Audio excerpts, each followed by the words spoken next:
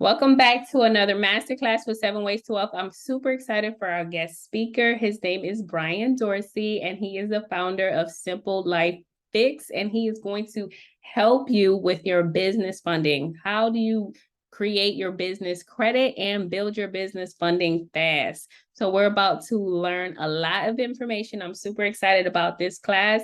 Thank you so much for joining us, Bryan. You have the floor. Of course. Thank you so much for having me back. If you guys were here for the personal, that was a nice treat. That was a nice introduction. But what I like to always say, give me a second while I share this screen. Host is disabled, participant screen sharing.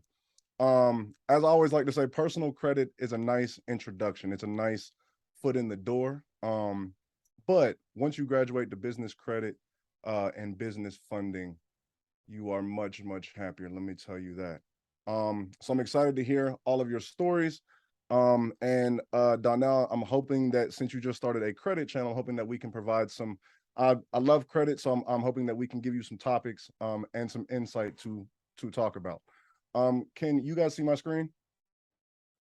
Yes. Perfect. So, this is the business funding masterclass. As I mentioned, I love this. I'm super passionate about this. So sometimes I tend to talk super fast and get kind of loud and get a little winded. So I just want to keep this short, simple, make this complex topic very simple, very digestible for you, and be able to give you a whole lot of value. So let's dive in. So the first thing that I want to say is when you're able to focus, this is a little bit of time. This is going to take about 45 minutes, maybe an hour long. And I want to make sure that you get the most value out of this. And so with that, I want you to pay attention, really be able to write down your questions, topics, what you like, more what you want to know. And ideally, if you have your fully focused and your fully attention, this will be able to provide a lot of clarity for you by the end of this.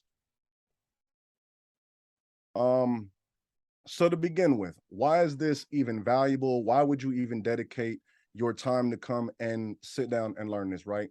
So the most important thing is that the old way and the new way, right? So the old way is hopping on YouTube, spending years of trial and error, trying this, trying that, seeing if it works out. And it's almost like a maze.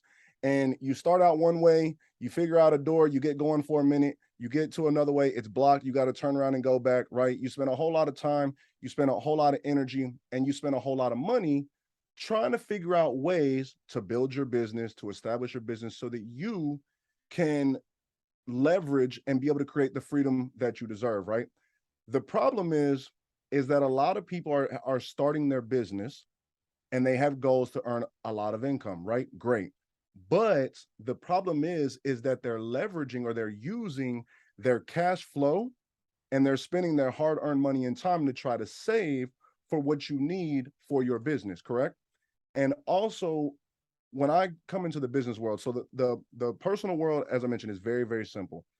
But the business world tends to be a little bit more complex. And so a lot of times when people get denied, they're not really sure why they get denied. And so because of that, they have a high percentage of denials. And even if they are able to get approved, they have extremely high interest rates attached to it. And the thing about credit is, and especially funding, it's great to get your funding, but always remember that you have to pay this money back. So it's great to get funding, but you want to make sure that you get great interest rates as well too, because otherwise you're going to be losing a lot more of that money and be paying a lot more of that money back, right? So the new way is providing a full understanding of the banking system, of the business credit system, and learning how to fully operate so that you can have a full understanding of what to do and the necessary steps so that you're not figuring out in the dark and trying this and trying that. You have a more direct line, right?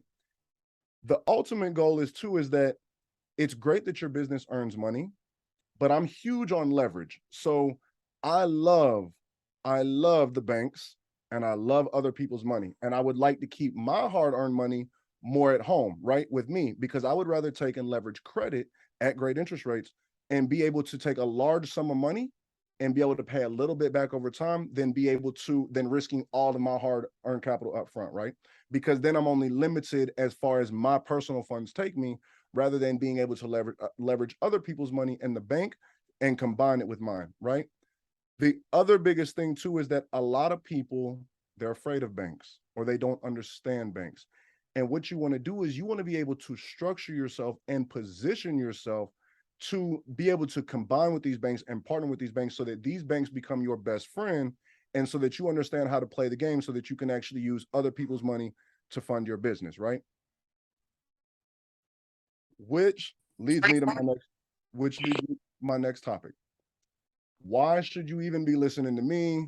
What even qualifies me to speak to you about this topic, right? I always start this out as I'm a former college athlete, and I think that athletes, at least in my experience, was able to prepare me to learn how to coach and to learn how to be coached. And it's important because it's great to know some information, but it's better to speak with someone from experience who can actually give you the ins and outs and give you a more detailed plan and show you how to do it. It's not just okay to know that something is possible, it's more powerful to knowing how to do something. I have been an entrepreneur since 2013. I started out, I've told this story many, many times. I started out in network marketing. I started out in direct sales and pretty much doing exactly what I was talking about. I was earning revenue, I was earning income, but I was using the income that I was earning to try and build a business. If you've been through there, if you've been an entrepreneur, which I'm sure obviously many of you have, in your beginning stages, it's very, very challenging. And especially when you're trying to earn income and you're trying to earn trust and you're trying to establish a brand, it can sometimes take a longer period of time, especially when you come from environments and financial stability or financial situations like where I come from, which I didn't come from a very stable family. So I kind of had to figure it out, or I just had to figure it out, right? Um, I've been able to use this information. I've been able to learn about credit, and I've been able to take this information, be able to apply it to my life, figure out both on the personal side and the business side. And then I was able to take this information and teach it to others over the last couple years. Throughout this process, I have created multiple six-figure students, not multiple earning multiple six figures, but I have created multiple, as in multiple different individuals earning and using this information to create six figures in income, right? I have also structured multiple seven figures in funding, whether on the personal side, the business credit side, or the corporate credit side. And the most important thing is like I said, anything that I teach from experience. And that's important because the most important thing in this is to save you time. And I have spent hours, thousands of hours studying this information. I have spent tens of thousands of dollars in mentorships and courses and traveling, and figuring out what works and most importantly, what doesn't work, right? And so that is what qualifies me and be able to share you this information with you, right? Over the years, I have developed a funding playbook. It's called the funding playbook, right? I mentioned that I came from a coach. A coach's ability, a great teacher teaches without teaching. And so I'm huge on education. I'm huge on empowerment, and I'm huge on being able to create a foundation for someone as an individual or as a business so that they can learn how to do for themselves, how to fend for themselves. This is me teaching you how to fish.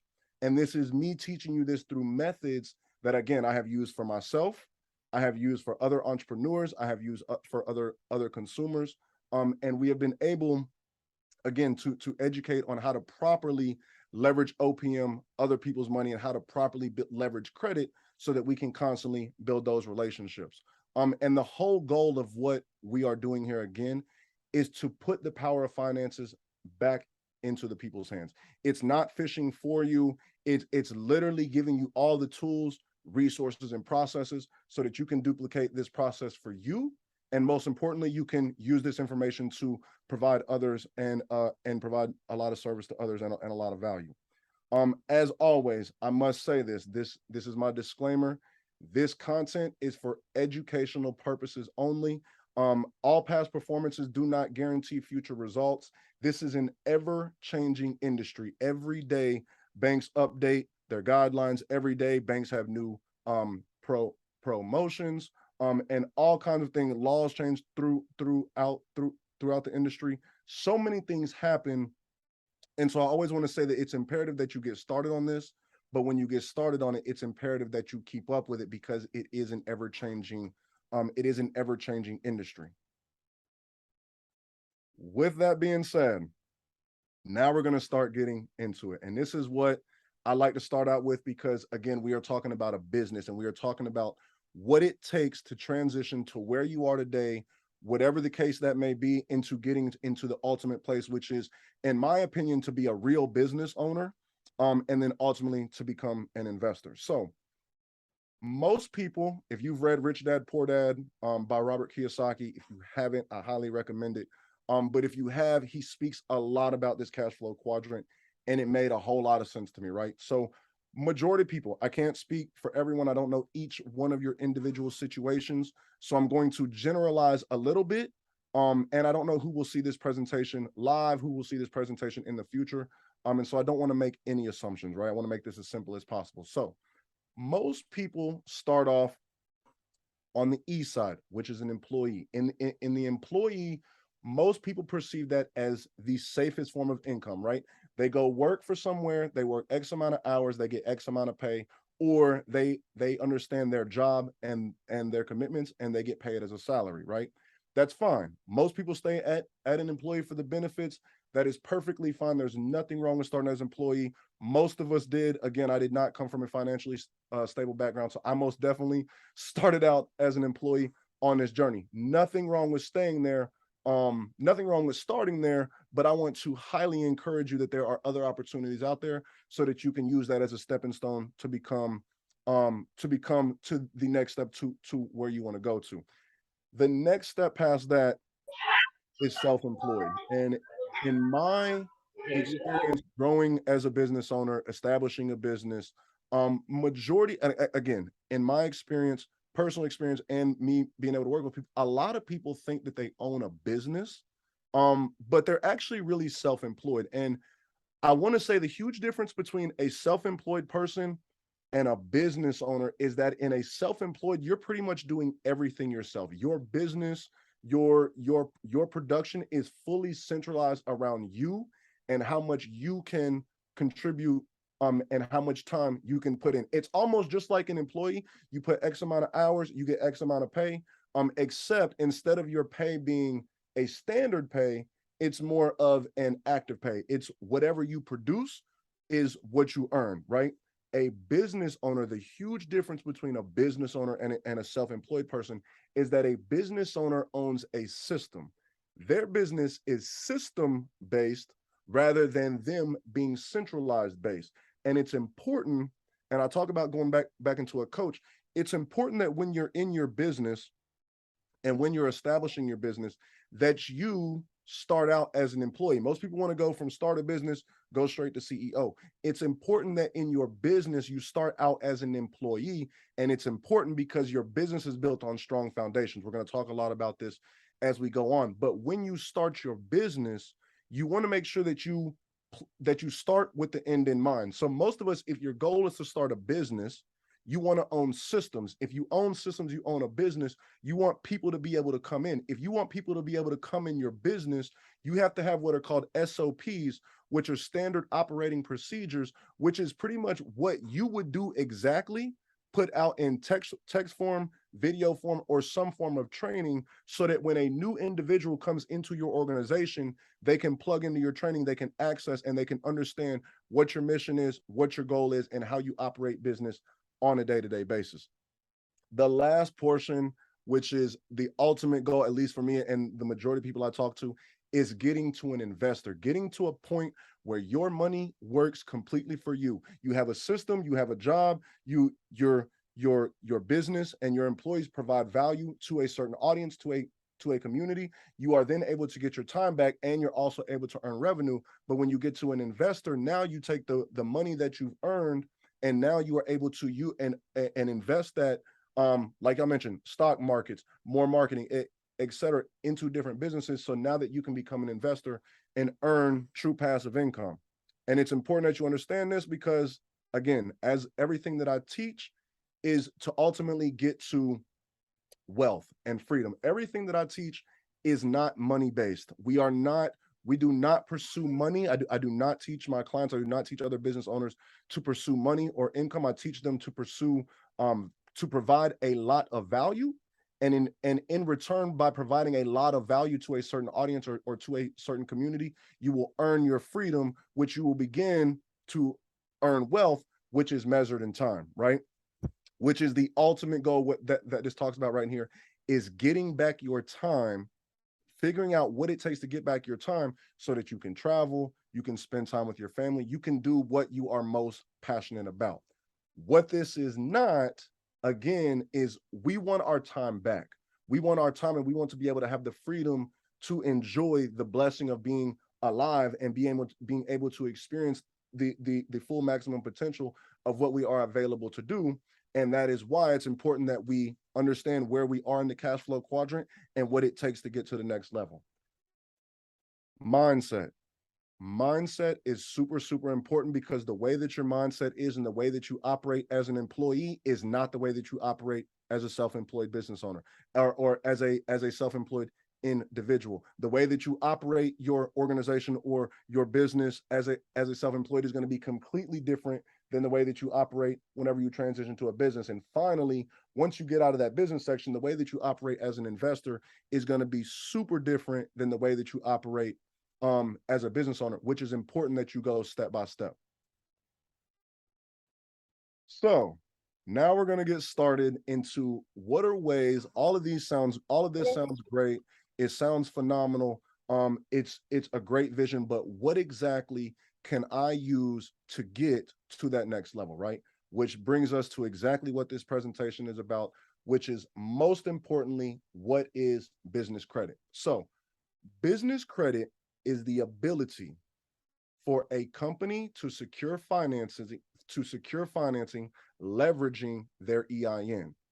It is important because a solid business credit profile, ideally, when you build it all the way out, would take the full risk away from you as an individual and put it entirely on the business. And even if you do have to leverage both your personal and your business credit together, you are able to access much higher limit funding at much better interest rates.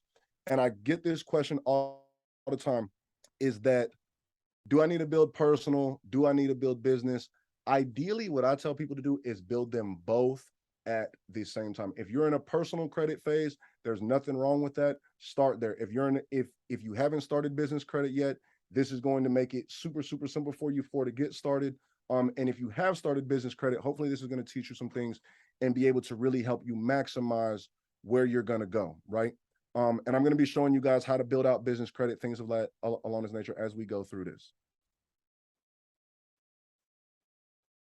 By learning the methods that I'm about to teach, these are some of our best results. As I mentioned, past performances do not guarantee future results, but these are some of the biggest wins that we have had for our clients this year, right? So the first one is this Bank of America. This client never got approved for an auto loan over $30,000. They were able to structure what we were able to do by applying the methods that we teach. And one auto loan, we're going to go through this later, because you can actually potentially get 3 Bank of America auto loans at once. I'm going to break that down. But in one auto loan, this client was able to get over $75,000, right?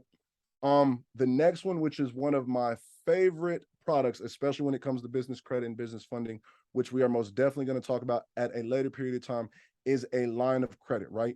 A line of credit is one of the most powerful tools and products that you can use when leveraging business credit and business funding. And this is huge because this client got $75,000, and this client had never even used line of credit at all. They had only used low limit personal credit cards. They had 1 or 2 business credit cards. They came into our program. We were able to coach them how to get business credit cards, which are another one of my favorite tools, and they were able to utilize the lines of credit. The Amex Business Platinum is one of the most sought after, idolized cards on the business market currently today. It can be a little challenging sometimes to get approved for it. Or if you do get approved for it, a lot of times people get low limits. And this client right here was able to secure $25,000 again by following the methods, utilizing the things that we teach in order to establish business credit and increase their potential to access business funding. Now that we really get into this, I'm going to show you, I'm going to break down exactly what we're going to teach and how we're going to do this. So module 1, as I mentioned, is the most important because the foundation is the most important when you are building an empire or when you are trying to build something that's going to last. So that must be first. Secondly, we're going to talk about what it actually takes to build business credit, which will lead us into our next topic. Why would you even want to build business credit in the first place? Is to, of course, access the business funding. And then the ultimate goal, I've got something really, really huge for you guys. Maybe you've heard of them, maybe you haven't. If you haven't, I'm going to change your perspective a lot. And if you have, I'm going to show you some ways how you can really leverage them. And that gets into my bonus section, which is about the age corporations and leveraging age corporations to access high limit business funding, right? So at the very, very beginning of module 1, business formation, where does this even begin? Is that to access business credit and to access business funding, again, you must have an actual business. A sole proprietorship, a sole prop is not a business. It is only an extension of your social security number.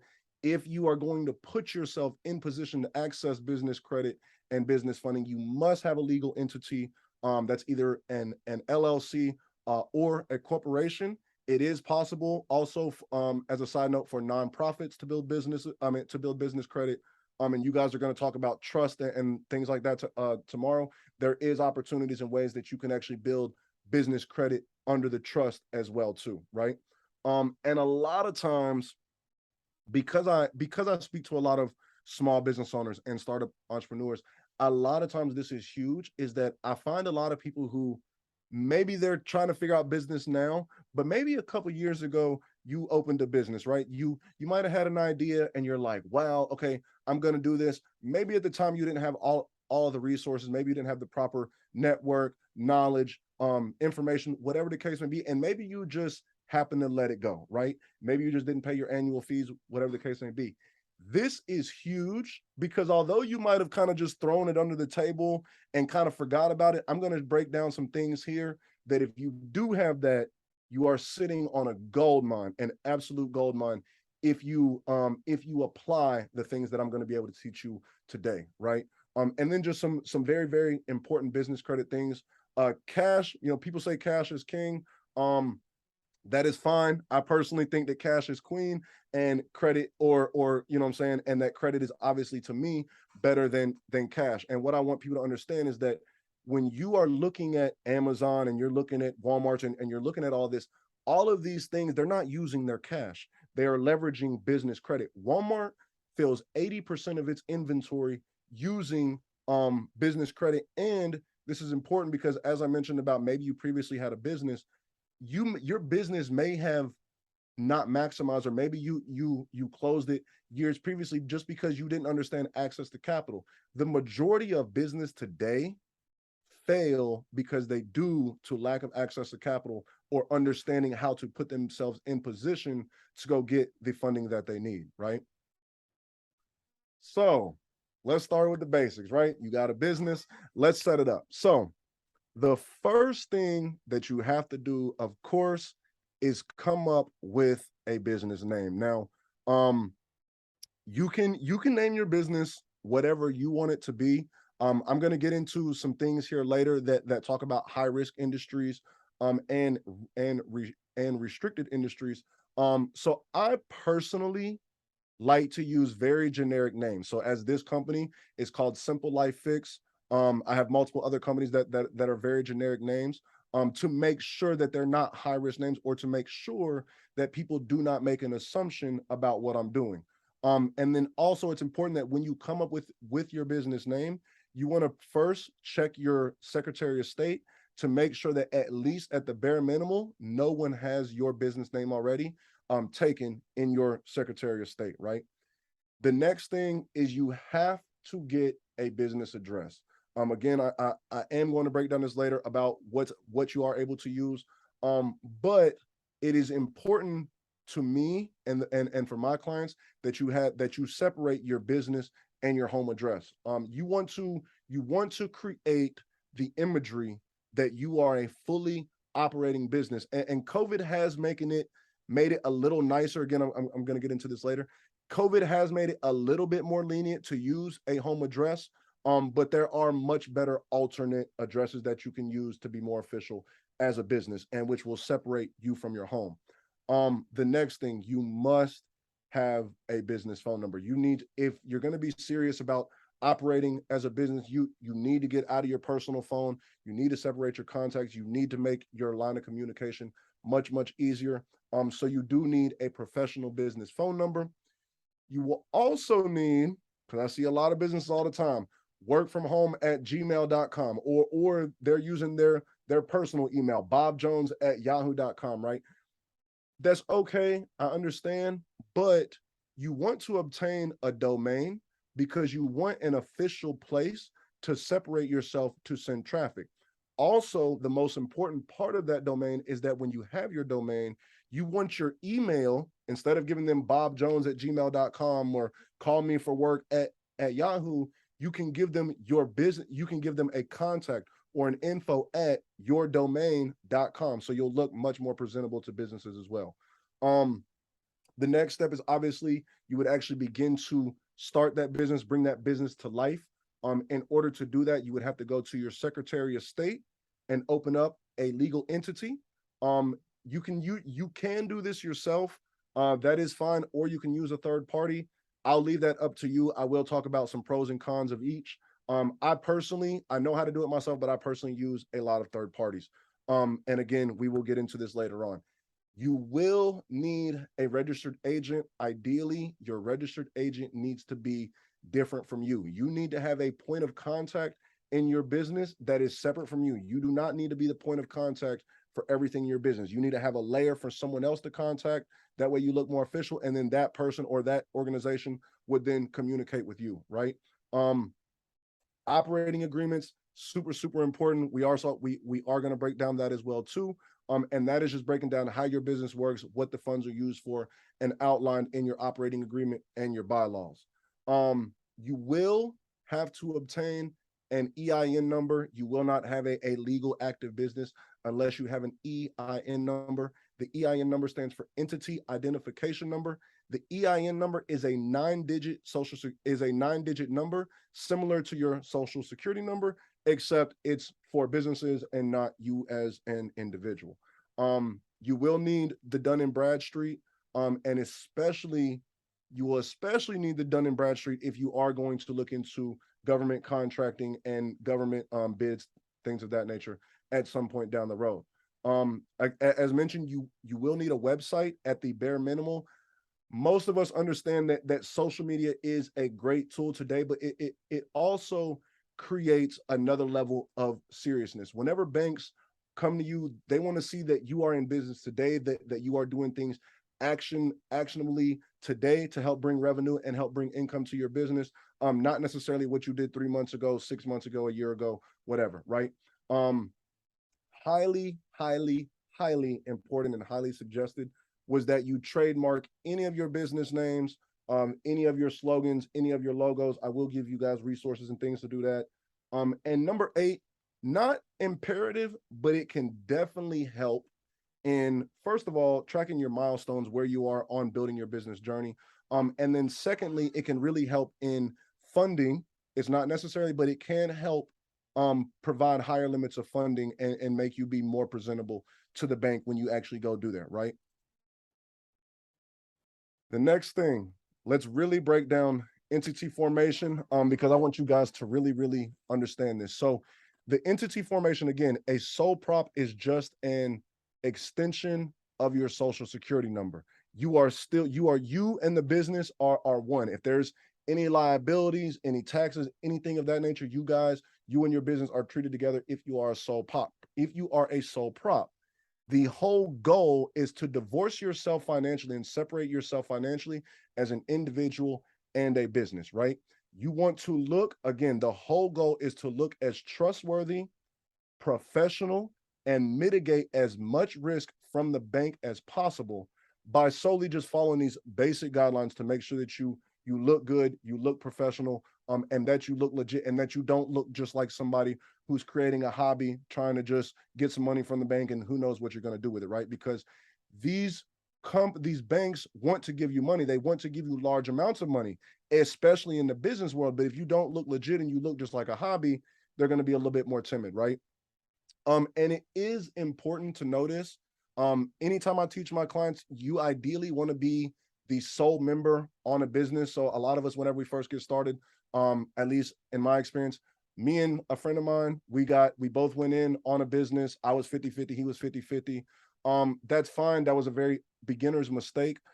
I would ideally tell people, anytime you want a business partner, you need to have a legal entity. They need to have a legal entity. Your legal entities together need to do business, right? And the reason I say this is because, and this is important, because when you go for business funding, if anyone owns 10% of the company or more, they will want to check their credit as well too. And you could have a great credit score, you could be ready to go and apply for funding, but then your partner may not, and you guys may not be able to access funding, or if you did, you would not get great interest rates, right? This is huge because, again, you want to separate yourself. You want to operate as a business, and you want each of your businesses to operate as a business themselves, right? You guys are going to get into trust tomorrow. So it's better to control a lot of different things, and have your businesses operate themselves instead of you as an individual really owning them and taking all of the risk, right? So it's important to divorce yourself.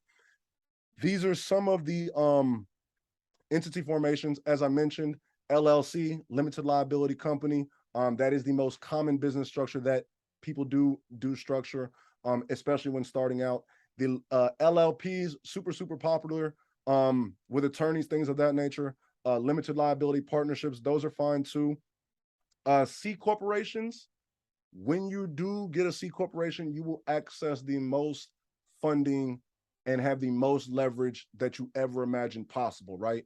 And we'll get into that. It's just because it's a little bit more structure. And when you do have a corporation as an LLC, you still kind of operate. You are a single member LLC.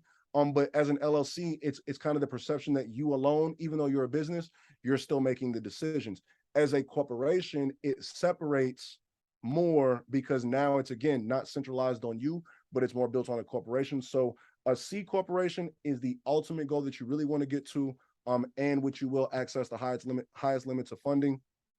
S corporations, if you're familiar with taxes, things of that nature, it's really just an extension of an LLC, and the way that the LLC is taxed, that is fine too, though. As I mentioned, nonprofits, you can leverage business credit. You can build business credit in nonprofits. And then, as mentioned, sole prop is really just an extension of your social security number. It is not a business. Now, understanding high risk and understanding restricted industries are super important, especially when I'm talking to credit. I speak to a lot of truckers, real estate, credit repair funding, right? And these are all high risk industries, right? So the restricted industries, and I want to talk about the difference between restricted and high risk. Restricted means you will not be able to access funding for that industry. They will not provide funding for that industry. Typically for this, it's cannabis, ammunition, and sex. So anything selling sex, those are typically restricted industries, and you will not be able to access funding for those. High risk is probably more applicable to what you guys are doing. Again, high risk will not stop your funding, but it will limit your funding. And high risk, again, are things like this: trucking, are having trucking in your name, real estate in your name, capital, investments, credit repair, all these things. Again, remember, it doesn't stop your funding, but it does extremely limit it.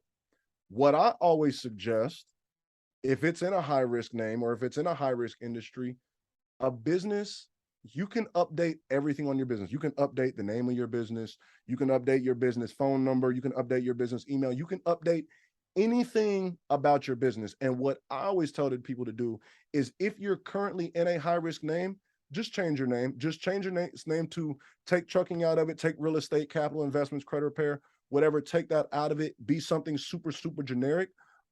Because then you seem like less risk and you seem more operable and less like a risk for the bank.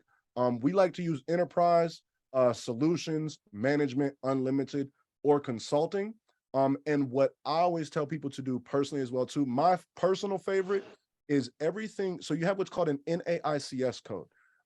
What that means is that that is a classification and that lets people and the banks know what your industry and what your business does. I personally do, all of my companies are consulting companies, and I teach all of my clients to establish consulting companies as well too. The reason is because anytime you are selling your expertise or your knowledge, or you as an individual, you are consulting somebody else. That means you are engaging in consulting work. Two of these that are most important, that are most common that we use, 541613, that's the NAICS code for the marketing consulting services. And then you have the 541618, which are for the management consulting services. Doesn't really too much matter, but again, it can extremely help you. It can extremely help you in your funding. Going back to, if you do have a real estate company, I would probably do something generic as well. But at the worst case, if you just want people to automatically know what you do, at least take real estate out of it and at least do property management.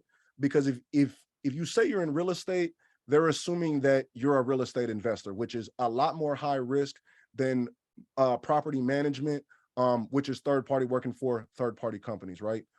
And then as mentioned, I do suggest changing your name rather than starting a whole new business. And I want to make sure that you know this. If you change your name, you will keep the age of the business. So if your business is 2 years old or 5 years old, and you've been Bob Jones LLC for 5 years, or I Do Credit Repair LLC for 5 years, and you're just now getting this in information, you can just change the name of your business and you'll keep those 2, 3, 4, 5 years, however long your business has been alive, rather than starting a whole new company, because then you got to start from zero and you got to build your way back up, right?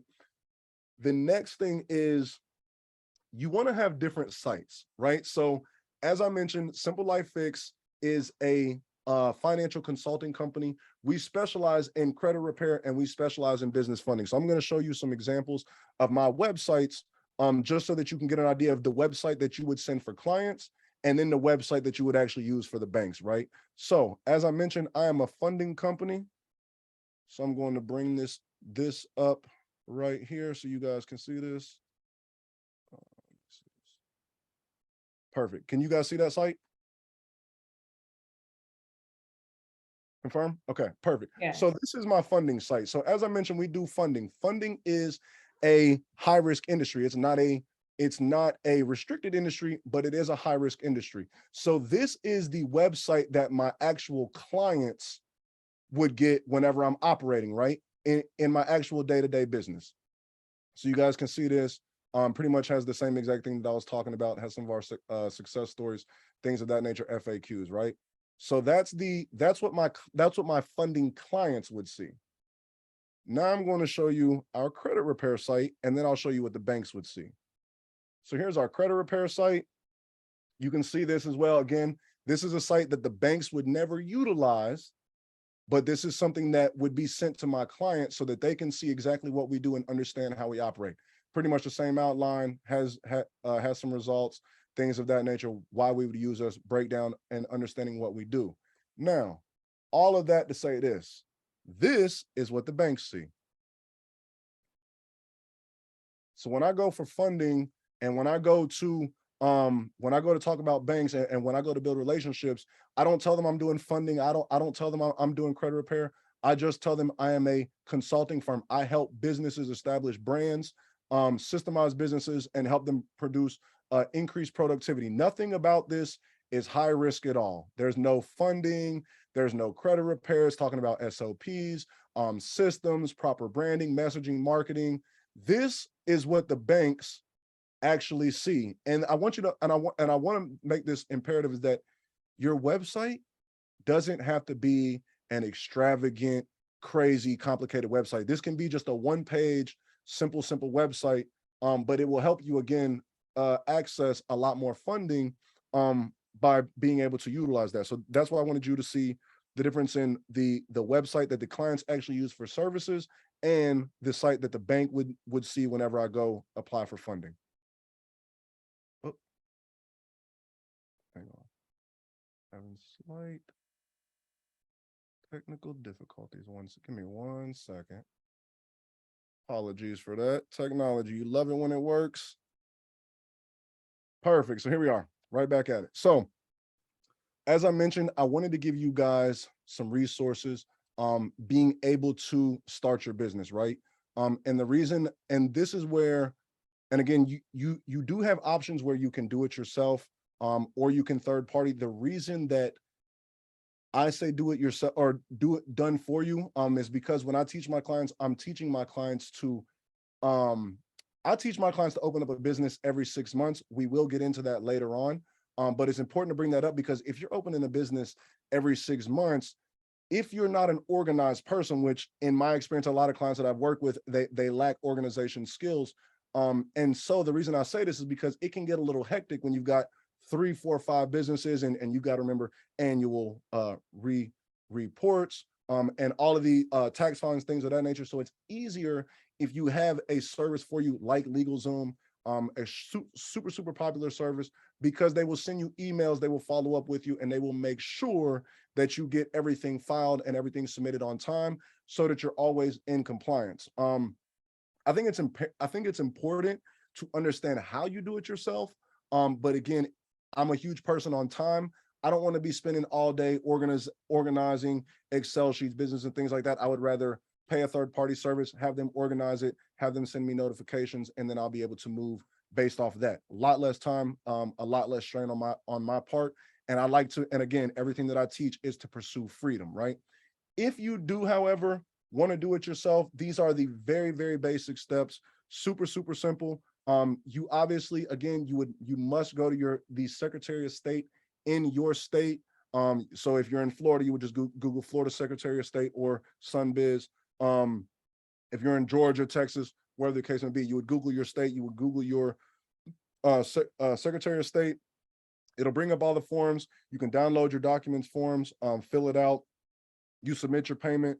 You can even call the Secretary of State directly. That they are very hands-on, can provide you exact steps in your state, because again, every state does vary. Every laws change all the time, which is again another reason that I say use a third-party service.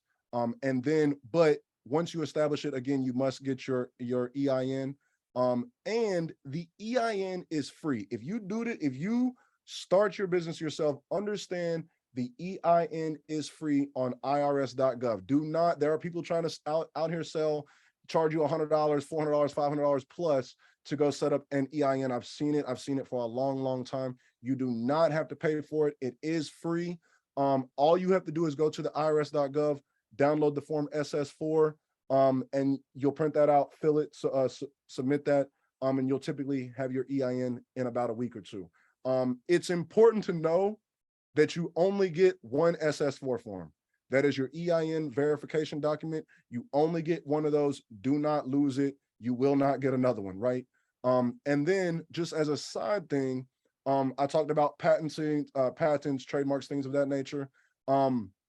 When you do want to do that, definitely go check the U.S. Patent and Trade-off Office. You can do that at uspto.gov. And it's important, again, if you're really going to build a business, you're really going to build a brand, at least when I teach it, it's to go big. It's not just to play ball on a small level. It's to really elevate it and take yourself to your full potential. So I say this because you want to make sure that you're not infringing on someone else's rights, right? So you want to make sure that you don't have trademark infringement, copyright infringement, all of this, because it would be terrible for you to build a business, get 5 years down the line, or build a successful business, and all of a sudden you get served with paperwork saying that you're on a copyright infringement because you didn't do your proper research, and now this other organization has rights because they have your name, right? It is possible. It does happen in business all of the time. This is not really my area of expertise, so I'm not really going to speak on it, but I always tell people this because I've seen it happen. And there are stories all over the internet of it happening as well too. So I want to make sure that you do that. And if you're ever looking for a name for your business and you want to check social media handles and things of that nature to make sure that those are available, go to namecheck.com. It is there on the screen, NAMECHK.com. And you'll be able to see different names, companies, and make sure those social media handles are available. And making sure that your business name is available for you as well. As I mentioned, the professional look is the most important part of this at all. We are going into banks and we are negotiating with banks and we are figuring out, we are ideally getting $50,000 to $100,000 plus from one bank. You cannot go in there looking like a regular person and not being established and structured and expect to walk out with $50,000 to $100,000 plus without being professional. So this is important, and this is super, super important because this alone creates a whole different conversation. As soon as you open up with a banker and you have all of these points in line, they're like, oh, okay, they're a legitimate business person rather than using your @Gmail, @Yahoo. So the business address, my personal favorite, depending on what, if you need a brick and mortar, obviously get a brick and mortar. If you have a auto shop, something that you actually need a storefront, nothing wrong with getting a brick and mortar. Highly, highly recommend it. But if you don't need a brick and mortar, if it's not necessary for you to have an office, I personally don't say spend the money in overhead expenses. So what I always tell people to do is get a virtual office. You can get a virtual office and it will have a street address and a suite number. You can use that. You can get mail there. You can have secretaries. They have so many different virtual offices, so many different service plans. But you can get a lot of these starting out at $50 to $100 a month. So you can have an official street address, an official suite number, and now you look great, and you're only spending $50 to $100 a month for it, rather than having a full building, office space, and spending all of this unnecessary money, right? Again, COVID has made it a little better. Banks are a little bit more understanding because there were so many businesses started during COVID, starting during the pandemic. It's not going to limit your funding if you have a home address, but again, the perception is if you have a street address and you have an office number, you have a business, you have an actual brick and mortar location is what it looks like. And so when the banks understand that, they understand that it takes more money to operate an office than it does just at a desk in your home. So again, it won't stop your funding, but it can dramatically cut your funding ability to you. Never use a PO box for your business. At least for business funding. You can do that for clients. It's okay if you want to send somewhere for clients to send you something to a PO box, but when you are applying for funding, you do not use a PO box and you do not use a UPS address. You either get a brick and mortar business if it's necessary, a virtual office, which is what I highly suggest. And if you just, for whatever reason, just want to use your home address, that is the bare minimal, but nothing less than that, right? Phone number, business phone number. You do not have to go out and go to Verizon or whoever the case may be, and spend hundreds of dollars a month for a phone. You can get something that are called VoIPs, which are voice over IPs. They can forward, you can turn your personal phone into a business phone. They can forward all of your text, apps, phone calls, and you can switch from your personal phone to your business phone through their apps or through their call forwarding programs, and be able to use your personal phone as a business number. And it will show up, and you want to make sure that you can get a business number, not a personal number, because then you can be listed in 411, listyourself.net. And banks can tell the difference between when they pull a personal number and when they pull a business number, right? Super, super important. And again, it's not just enough to have a business phone number. You want to actually put your business phone number in Google, in 411. You can use listyourself.net, Yellow Pages. You want to make it seem like you are a serious operating business. You are not just a fly-by-night, here today, gone tomorrow. You are an official business, and you are staked in to build this for the long term. As I mentioned, you need a website, you need an email, and you will need your domains. The easiest places to get this all the time for website domains, GoDaddy, Google Domains, phenomenal platforms. They're trusted. They've been around for years. There's nothing wrong with them, and they're cost efficient. Again, you want the domain because you want your business name. So my company is Simple Life Fix, my generic business email is info@simplelifefix.com. The most common are info@contact@ whatever your business name is, right? And this is huge. It's huge because even if your website doesn't have a lot of traffic, even if you're not getting a lot of traction, it's about the way that you look as compared to everybody else who is applying for business funding. If you have a website, they look like you are professional, you're trying to get business, so they don't have to ask as many questions. The whole goal in structuring your business is to structure guidelines so that you're creating that perception that you're checked off as an official business, and they don't have to wonder or question. A basic website can actually avoid them asking for taxes or any kind of extra P&Ls just because your business already looks legit. I've seen it a lot of times. And like I said, just that one small thing can create a lot of opportunities for you. As mentioned previously, it does not have to be a big website. It can be a one-page generic website, just something to show that you are an operating business and showing that you are trying to gain some traction. Again, social media is a great tool. It's not the only way to build your business, but at least post every now and then to show that you are active in some form of fashion, right? Virtual offices, again, these are the office types we talked about on the previous, the brick and mortar, the virtual office, and the home address. As mentioned, I put it in parentheses right there. Home addresses are only a little more lenient since COVID, but you're much more cost efficient to get a virtual office and spend $50 to $100 extra a month and get an extra 10, 20, 30, 40, $50,000 in funding rather than just utilizing your home address. All the time, again, I want to give you some resources. The virtual office, the most common are Alliance and Regis. Those are super popular. And if you actually want to have a physical location that you actually could meet with clients, whatever the case may be, you would want to use Alliance or Regis. But if you just want a service that you pay $10 a month, $15 a month, and you still get that street address, you still get that suite number, and instead of you having to go into the office or then mail, instead of you having to go into the office and pick up your mail or having your mail forwarded to your house, physical address is $10-15 a month, depending on your plan. But they'll just scan, so they can scan all of your mail and you can access it digitally without ever leaving your home. So that's a nice gem. I found that within the last 2 years. It's helped me out tremendously. And the most important reason why I tell people to get a virtual office and why I'm so against home addresses, there are only certain states that your home address is private information. So the majority of states that you're in, when you put whatever business address, whatever addresses for your business in the Secretary of State is public information. That means if your home address is, and you're operating your business out of your home and you set that up on your business, your home address is public information to everybody out there on the internet. I do not like that. I personally don't want my clients to be like that or to be ever put in those positions, especially when you're building a highly successful business and a highly sought after business.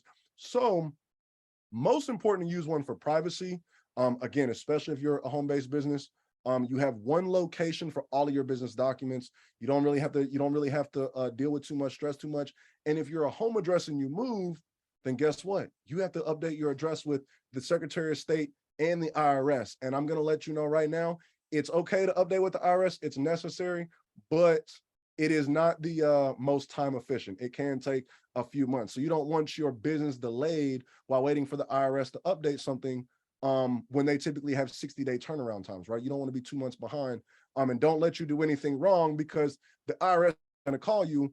They're going to mail you. And so you're going to have to wait for the mail, figure it out, send it back, and you're going to go through so many other things, so much wasted time. And again, the ultimate goal through this is to get as much of our time and as much of our freedom back. So I'm going to let you know, highly, highly suggest virtual offices. Sometimes people ask why you want a virtual office or why you utilize a virtual office. The easiest way to get around this is this is a huge gem. Just simply say that you conduct business at home and you communicate with your clients via video calls or phone calls. But again, you don't want your home address as public information. the easiest response to get through with the less friction as possible, no issues at all, right? Which leads me to my next topic, talking about the operating agreement and talking about the bylaws. Not going to touch too much on this. I just want to talk about what is possible through this. So you write your bylaws inside of your operating agreement, which again will let you know what you're going to do with the money, how you're going to operate. And if you have partners, if you do, I do want to make sure that I touch this. If you have partners, it outlines the responsibility and roles of each partner, how the money will be handled, how voting will happen, and pretty much how the business is run as a whole. These are just some of the things that you can put in your bylaws. You must speak to your CPA or your tax attorney, depending on what is best for you, your tax professional. But these are potentials that you can put in your bylaws. And it's important to do this because if it's in your bylaws, then it's a reasonable expense for your business. If it's not in your bylaws and you do some of these, it could be considered mixing some of your personal and your business finances, and you don't want that. But if it's written in your bylaws and your operating agreement, you are able to legally and fully operate how you want to do. So just again, some of these things you can put in here: the health insurance coverage for you, your employees, your dependents, disability insurance premiums. You can get reimbursement for your miles. You can hire your children. Again, each person in each scenario is different based on your business and your business needs. So you have to determine that what is going to be best for you. But you can hire your kids as an employee, and access and write off certain funds for that. You can even put bylaws in your company. And again, this is why I said this is huge, potentially to cover daycare or things of that nature, just in case. And again, these are just potentials, but you definitely want to make sure that if you do want to put your personal expenses, some of your personal expenses in there, like childcare, things of that nature, you can justify it. You would have to have ways and reasons to justify it, right? Give me 1 second. Let me get a sip of water. So the registered agent. The registered agent is important. And again, it's always best to have a point of contact separate from you. Again, it does make you seem more official. And you can have a registered agent because the registered agent can access all of your mail, and can get any of your legal documents, anything of that nature that is served ever. It would go to your registered agent. That would be the point of contact. And then they could communicate with you. Again, privacy, a central location for all of your documents. And then again, if you move, you don't really have to, you only have to update. You don't have to update anywhere. And you can get a registered agent just the same place that I said to open a business, LegalZoom.com. They offered registered agent services there as well too. And the operating agreement, it was discussed previously. It's required by some states, may be required by some lenders. It's not absolutely necessary, but again, if you put your bylaws in your operating agreement, it creates a much better foundation, a nice slim trim up, which outlines exactly how your business will operate. So if there's ever a decision that needs to be made, it's already written down, it's already mapped out. And again, you can see all of the things there that you can put in your operating agreement. Again, organizations, officers, their positions, how the money will be handled, how operating the company would be handled, selling the company, things of that nature. Again, this is completely customized to you, your business, your situation. So as always, this is a very generalized information thing, but you would need to figure out what works best for you, and utilize what the steps that make the most sense for you to get the most out of what you're trying to do, right? Dun and Bradstreet number. You must have a Dun and Bradstreet number. First of all, it is one of the major business credit reporting agencies, which is huge, one of the oldest. But if you're going to do government contracts, and again, this is just a gem, I'm not going to mention this in here. If you're ever looking into government contracts, you highly should. There's a lot of money in government contracts, depending on your industry. And you must have a DNB number in order to operate through government contracts. And the DNB number is important for business credit because it tracks a lot of your retail and vendor tracking. And then it also reports a lot of the business credit terms, which are net terms. We are going to touch base on this a little bit. in just a second. And then what I suggest, you need 3 to 5 vendor accounts reporting to the to generate or score with DMB. And yes, it can take up to 90 days to post. So you do have to be a little patient. I'm going to give you guys some gems in a second, so stay tuned, because I'm going to give you some great ways that you can ask these vendor accounts when they will report without throwing any kind of red flags, right? Again, just like the EIN, the DNB, the DUNS number is free. When you call to set up your DUNS number, it is free. I want you to let you know that, but they're going to try to sell you like a $1,500 a month package. You do not need it. It is not necessary. I'm going to show you ways to build business credit, alternate ways that you don't need to spend $1,500 a month. And if you took the personal credit, or if you've been in the credit industry and you're familiar with rent reporters, rent reporters reports rent and helps you report rent, which is not automatically reported. DNB works the same way, except they'll offer to report all of your utilities, whatever the case may be, all of your expenses, reporting them to the business credit reporting agencies. But again, they charge you $1,500 a month for it. In my opinion, it's not necessary. So I don't recommend any of my clients doing that, but I want to let you guys know so that when you do call DNB and they're trying to tell you that you need to spend $1,500, you do not need to do that. You just need the DNB number. And then once you get that, you're going to come back here so that we can show you how to build some business.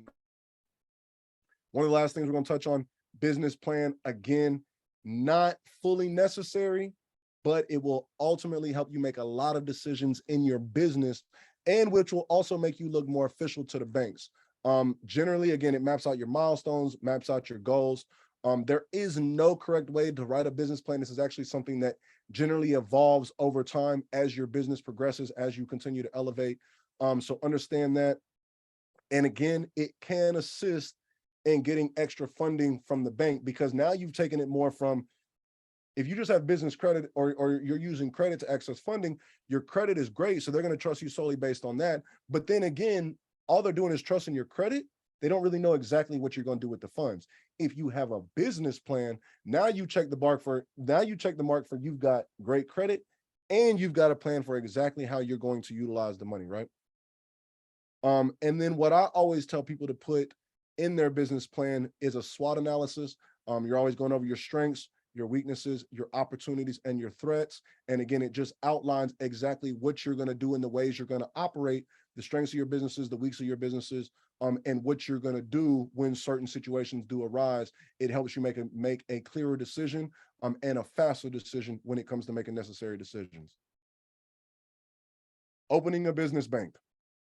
This is huge, because I still see businesses, I still talk to business owners today who have had an LLC, they've had a corporation, they've had an actual legal entity, but they've never opened a business bank account.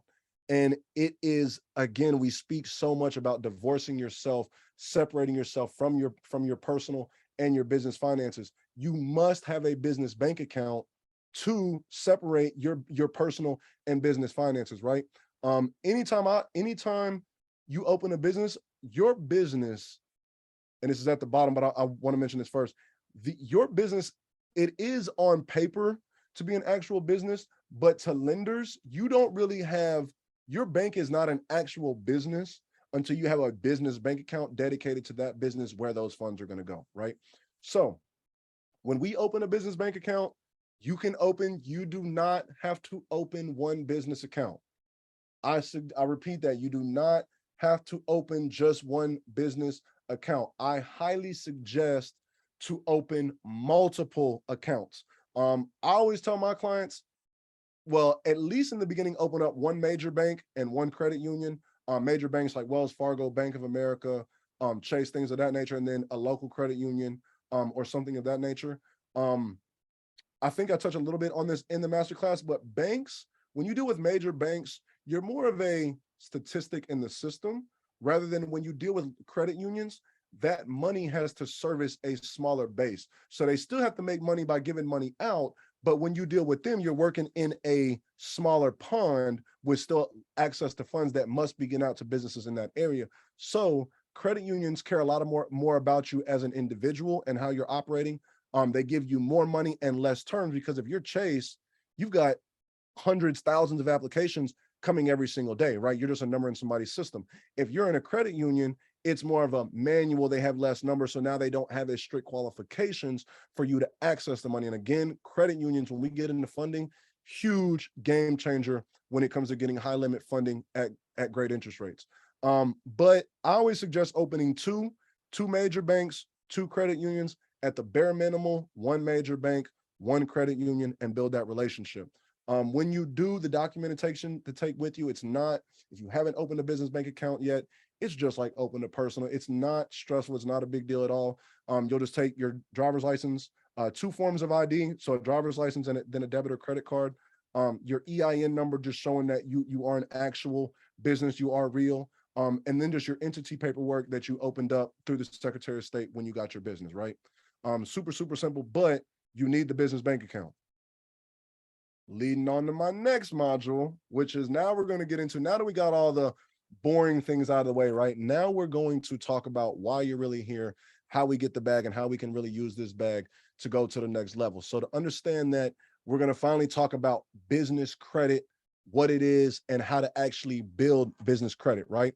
So these are the major scores, and these are the benchmarks for what are for good scores in the business credit world. So in the business credit world, you're going to have different credit reporting agencies than the personal. So in the personal, you just have a TransUnion, Equifax, and Experian score, right? In business CRAs, we're going to get into some of the majors, but you have a lot more scores available to you. DNB is one, Business Experian, Business Equifax, and your SBSS score.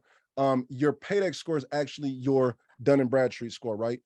To have a good score, and I'm going to show you the scoring models later, but to be considered a good credit score in the DNB, you need an 80 plus PAYDEX, you need a 90 plus Business Equifax, and ideally you need a 300 plus, ideally for FICO SBSS.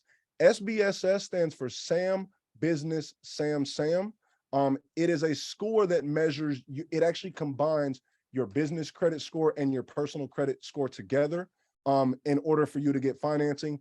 If you are ever going to leverage the SBA, you need a 300 plus ideally for SBSS FICO, but the SBA, my apologies, the SBA will fund you with at least a 140, depending on your business and certain paperwork, right? And then just like business, just like personal credit, most business credit or most business credit cards do not report. So you'll need to ask if they do report. But just like personal credit, your information has to line up exactly to the T. So if you're 500 Florida Highway, Suite 100, if your highway is HWY, it needs to be HWY everywhere. It can't be Florida HWY somewhere and then highway spelled out other places.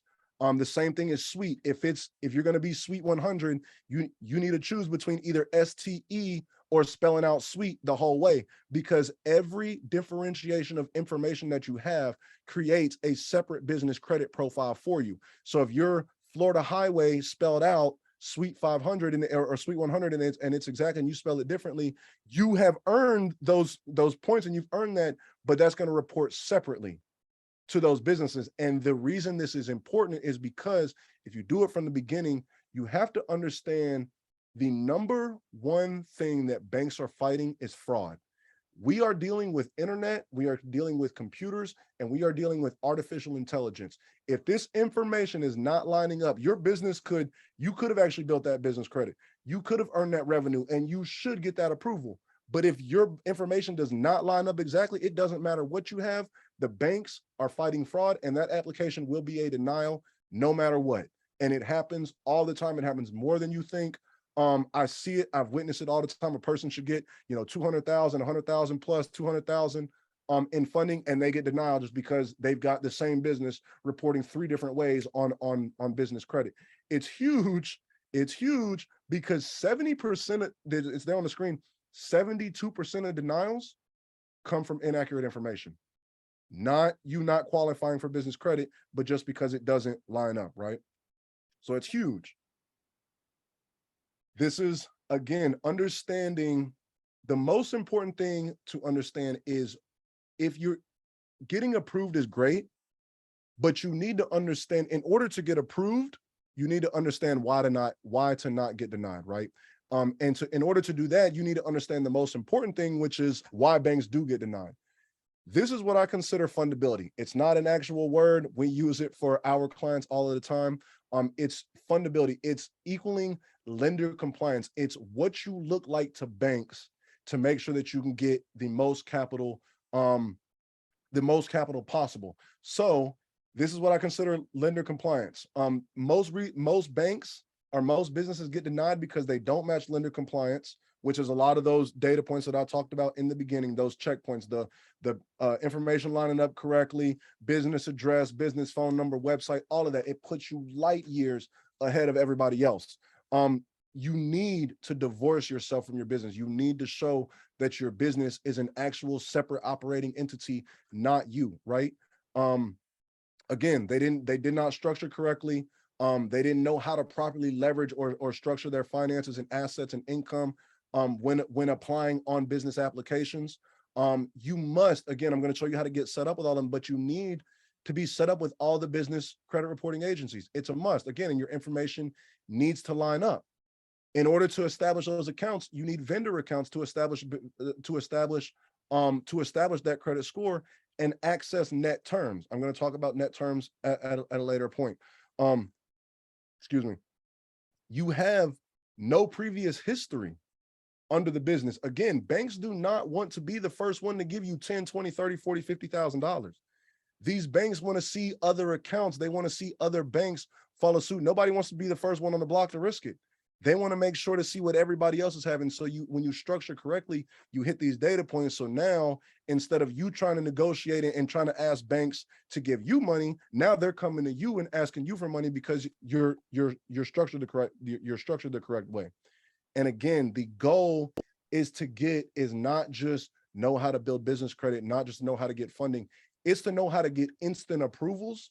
And you get instant approvals by checking all of these data points that I've gone through, so that you get instant approvals with AI and not just a manual underwriting with a manual underwriter. And I'll tell you this because these systems are built for computers. They don't really want you to go into manual underwriting. That's why most businesses operate using AI and computers. So you want to hit those data points so you get instant approvals, because if it goes into a manual review, you now have a person, and it's dependent on that person whether you're going to get funding or not. So that person could be having a bad day. They could have personal stricter requirements, or they may not like your business for whatever reason, or they may not like what your business does. It happens. It's possible. I've seen businesses that should get approved go into manual underwriting and get denied. You don't know why. Person may just be having a bad day. So we just want to make sure to avoid that at all costs and make sure that we're structured the correct way from the very, very beginning. So, as getting into, again, these are the three major business credit reporting agencies: Dun & Bradstreet, Experian Business, and Business Equifax. There are multiple more. These are the biggest three. As long as you have these three, I promise you, you are good to go. Business credit, and this is huge, especially when you understand personal credit, you understand business credit. Business credit is huge because business credit only measures, get this, your promptness of payment history. So when you're dealing with personal credit, you've got credit utilization, you've got credit age, you've got all of these different factors, right? Inquiries, all of these different things. But when you're scoring a business credit score, when you're building a business credit score, all they care about is that you pay your bills on time, and how soon do you pay your bills on time. So again, you need 3 to 5. But I always tell you 5 just because, again, it can take 90 days to report at times. So I always tell you get all 5, depending on when they report. You'll be able to generate that paydex score. As a refresher, an 80 paydex score is good. 90 paydex is better. And if you look over here on the right, you can actually see the paydex score calculation. And again, it's based on promptness of payment. So you get 100 if your payments are made early, way before the due date.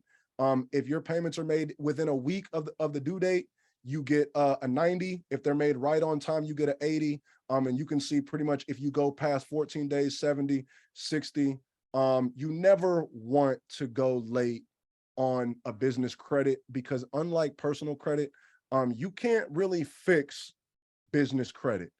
So you want to make sure that you pay everything on time, because if you spend a long time building business credit and you mess up, I hate to tell you, but you've really just spent all that time for really no reason, because you're going to have to restart the whole thing. So again, just make sure that you pay it on time. Ideally pay it early, but if you got an 80 paydex score, you are good to go. As mentioned, there are other credit reporting agencies that you can use to track your business credit reports. Smart Business, that is Equifax, and IntelliScore is a part of Business Experian. You would need to have an IntelliScore account in order to see your risk dashboard. I did not put a picture of it in this, but you will need that, and it will show banks how likely you are to go bankrupt, right? Or how likely you are to pay your bills on time. As mentioned, the FICO SBSS SAM combines personal and business. The NAV app, if you don't have the NAV app, huge, a gem right here, NAV, get that, put that in your business. I am going to break that down. A great way to track your business credit and to also actually put a business trade line on there. It's not talked about. The SBFE, which is the Small Business Financial Exchange, is not talked about as much in the industry, but I want to make sure that you're aware of it, because it's how banks share information with each other. It is the communication that banks align to make sure that your applications, things of that nature, line up, right? Super, super important. Seems like basic information, but the more trade line accounts you get reported, the higher credit limit recommendations you get. Super, super, super, super simple, super, super important, right? These are the types of business credit. You have retail and vendor credit, you have real business credit, and you have corporate credit. This is where I'm really going to break down the net 30. So if you're on vendor credit, right? This is retail and vendor credit. You can go to Quill, Uline, Sam's, whatever the case may be, right?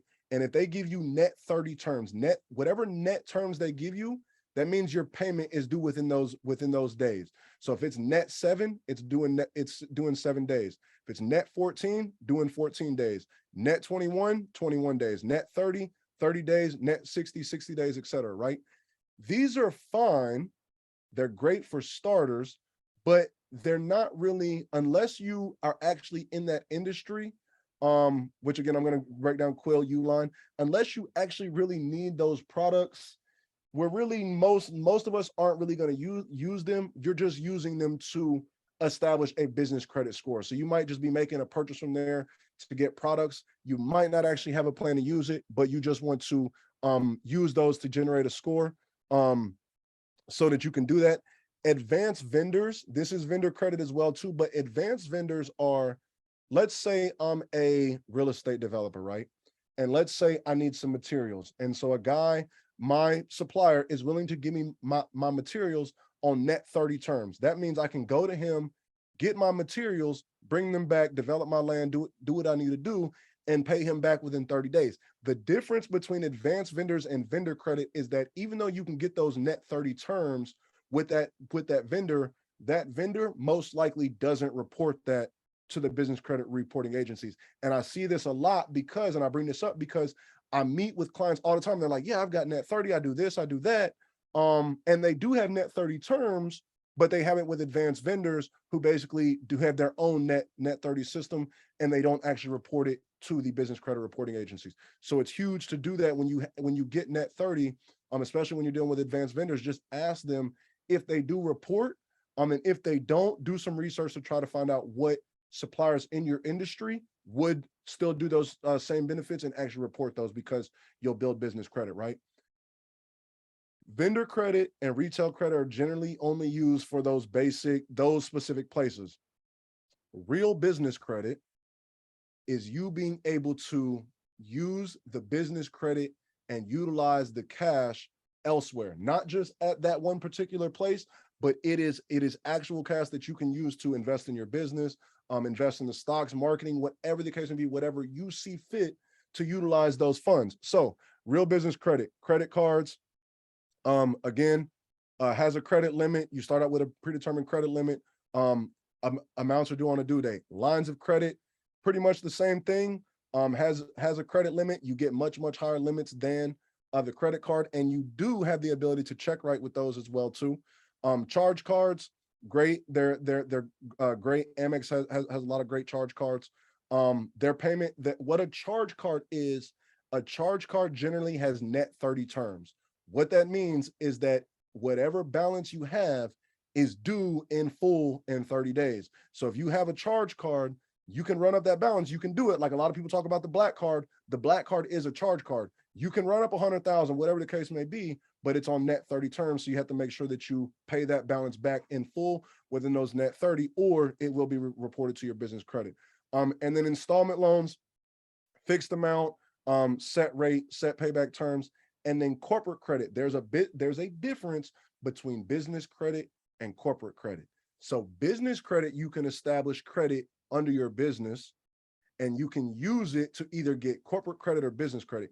Corporate credit is the ability to get funding solely under your EIN, no PG, no collateral, nothing of that nature. You go in, you sign the EIN, you sign the business number, and you are able to get financing strictly on corporate credit. An example of this would be like Jeff Bezos, right? He can go in and sign Elon Musk. They have corporate credit. They can go sign as Amazon. They can go sign as Tesla. They can put their names as their businesses. They have no personal liability at all. And it is solely the responsibility of the business to pay back those terms, right? So now let's get into a little bit of types of business credit and what you can utilize to break down the difference. So as mentioned, the retail and vendor credit, some of the most popular that you can use, you can go to Uline, you can go to Quill, you can go to Granger. You need to order the amounts. Everybody's going to tell you different amounts. What I'm going to tell you is what has worked best for my clients. You need to order at least $100 worth of products, and you only need to order one time. It can benefit you. They will give you higher credit limits the more you spend with them, but you only need to you only need to order one time in order for them to generate that score, in order for them to report it to those business credit reporting agencies so that you can generate the score. Now, closed network accounts. These are great. You need at least 5 vendor accounts before you go to closed network.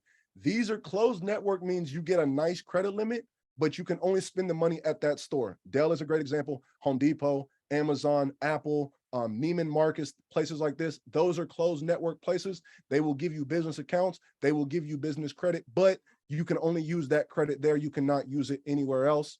And then again, you have real business credit that give you actual funds. Once they give you those funds, you can use those wherever you like. Those are your local banks, your national credit unions, and local credit unions, right?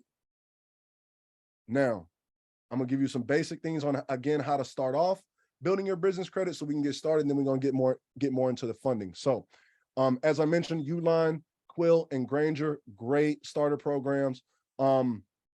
Again, you just go there, you spend $100 one time, they're gonna report. You may have to wait 90 days. I mentioned that previously, but do not call, because these are so old.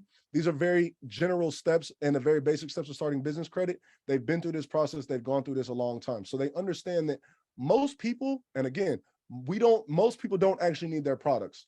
They're only doing it to establish business credit. So it's important, because you don't want them to think that you're just using them for business credit, because then they won't prioritize you as a client. You want to make it seem like you genuinely care about them, their products, and their services. So you don't just call and say, hey, I made this payment. When do you guys report it to so-and-so? You want to call and just ask them and confirm that you're new to business, you're set up net 30, and you just want to call and confirm that they got your payment so that you can stay on top of it. Saying the same exact thing, they're going to let you know they received it. They're going to let you know when they report it, etc. And if they don't, you can ask at that point. But you don't just call them and say, hey, when are you going to report my account to the business credit reporting agencies? Again, seem genuine, seem like you care, and they're going to care about you. Secured business credit cards, those are awesome if you have extra cash on the side and you just want to be able to put some nice credit somewhere, be able to get some nice limits. Wells Fargo has a great business secured card. with $525,000 in there, no annual fees, obviously, because you're putting up your own money. And whatever amount that you put in there, they will report that to the business credit reporting agencies. Credit Strong, I love Credit Strong. I talked about it in the personal. They also have some business, two different business programs. One of them is like a savings program. So you spend $115 a month. It just goes into an account. It just kind of disappears whenever you're done. But if you do the 60 month at the $199, the money that you actually put in there, you will get a refund of it at the end. But when you do these, you can cancel anytime. When you do these, they will report a $10,000 business credit line installment account on your business credit profile, which is huge. So if you go from business credit and you spend $115 or $199, you now have a $10,000 business line being reported on your business credit report. This is how I started building business credit report. I mentioned some of those vendor accounts like Quill, Granger, Uline. Those are very basic. Use the Nav app. I talked about it. You can use the Business Boost or the Business Loan Builder. The Business Boost will generate you a business score and it will report to the business credit reporting agencies. The difference between Business Boost and Business Loan Builder is that your Business Loan Builder will actually give you your SBSS score, which is again the combination of your personal and your business credit score, so that you actually know what it looks like if you do actually want to go secure SBA funds. If you do want to get, if you do want to go and get business credit cards, things of that nature, you need at least 5 accounts reporting on you to generate a score on your account to show that you can do that. You can use some secured business loans and CDs, just like kind of like the secured credit card that I talked about with Wells Fargo, except these can be cash loans that you can, again, put up your own money. They will report that line of credit and that loan to the business credit reporting agencies. And this is a huge gem. Fleet cards. People talk about gas cards all the time. If you have a business, go and get 5 vendor accounts and then go apply for some fleet cards. Fleet cards or gas cards. They come with Visa logos and MasterCard logos. So a lot of people don't know this. So when you get a fleet card, typically you're only supposed to use it for gas. So they have them for gas stations, Pilot J's, Wawa's, whatever the case may be. Most of them do have it, but they're only really supposed to be used for gas because that's the only one that they send you at first. It's only compatible at that specific gas station. After you're with them 3 to 6 months, I say 6 months just to be safe. After you're with them 6 months, you can actually request a Visa or MasterCard logo card. When they send you that, at first, again, it's just that closed network card that you can only use at Wawa or wherever the case may be, Pilot J or whoever. But when you have a Visa card or a MasterCard, you can use that anywhere Visa and MasterCard are accepted, which can be a nice hack because fleet cards generally like to give you $5,000, $10,000, $15,000 to start off with. So after 6 months, you turn the fleet gas card into an actual business credit card that you can use elsewhere. So that's huge. And I don't see too many people talking about that. Now, let's get into why you're really here, the most important reason. And if you give me 1 second, let me get another sip of water so I can be as clear as possible, because this is really what we come here for. Get the money, right? Get the money, get the money, get the money. I want to know how to access this money, how to actually get this money in order to invest in my business. We've gone through business formation, we've gone through business credit. Now let's actually show you how to go get some money, right? Business funding. So I teach, the reason I talked about multiple banks in the very beginning, the major banks and the credit unions, is because most people cannot get $500,000 from one bank. But if you've got multiple different banks, you can get $50,000 to $100,000 from one bank. And if you go to multiple banks, that's how you really stack it up. And when I structure business funding, we like to get minimal $50K from one bank. We're ideally going 50 to 100, up to 150K in some banks from one bank, one round of funding. So when you do this, it gives you access to a whole lot more funds than actually just limiting yourself. 90% of business owners think they don't have the proper information, so they think that the availability of a business loan is hard to get.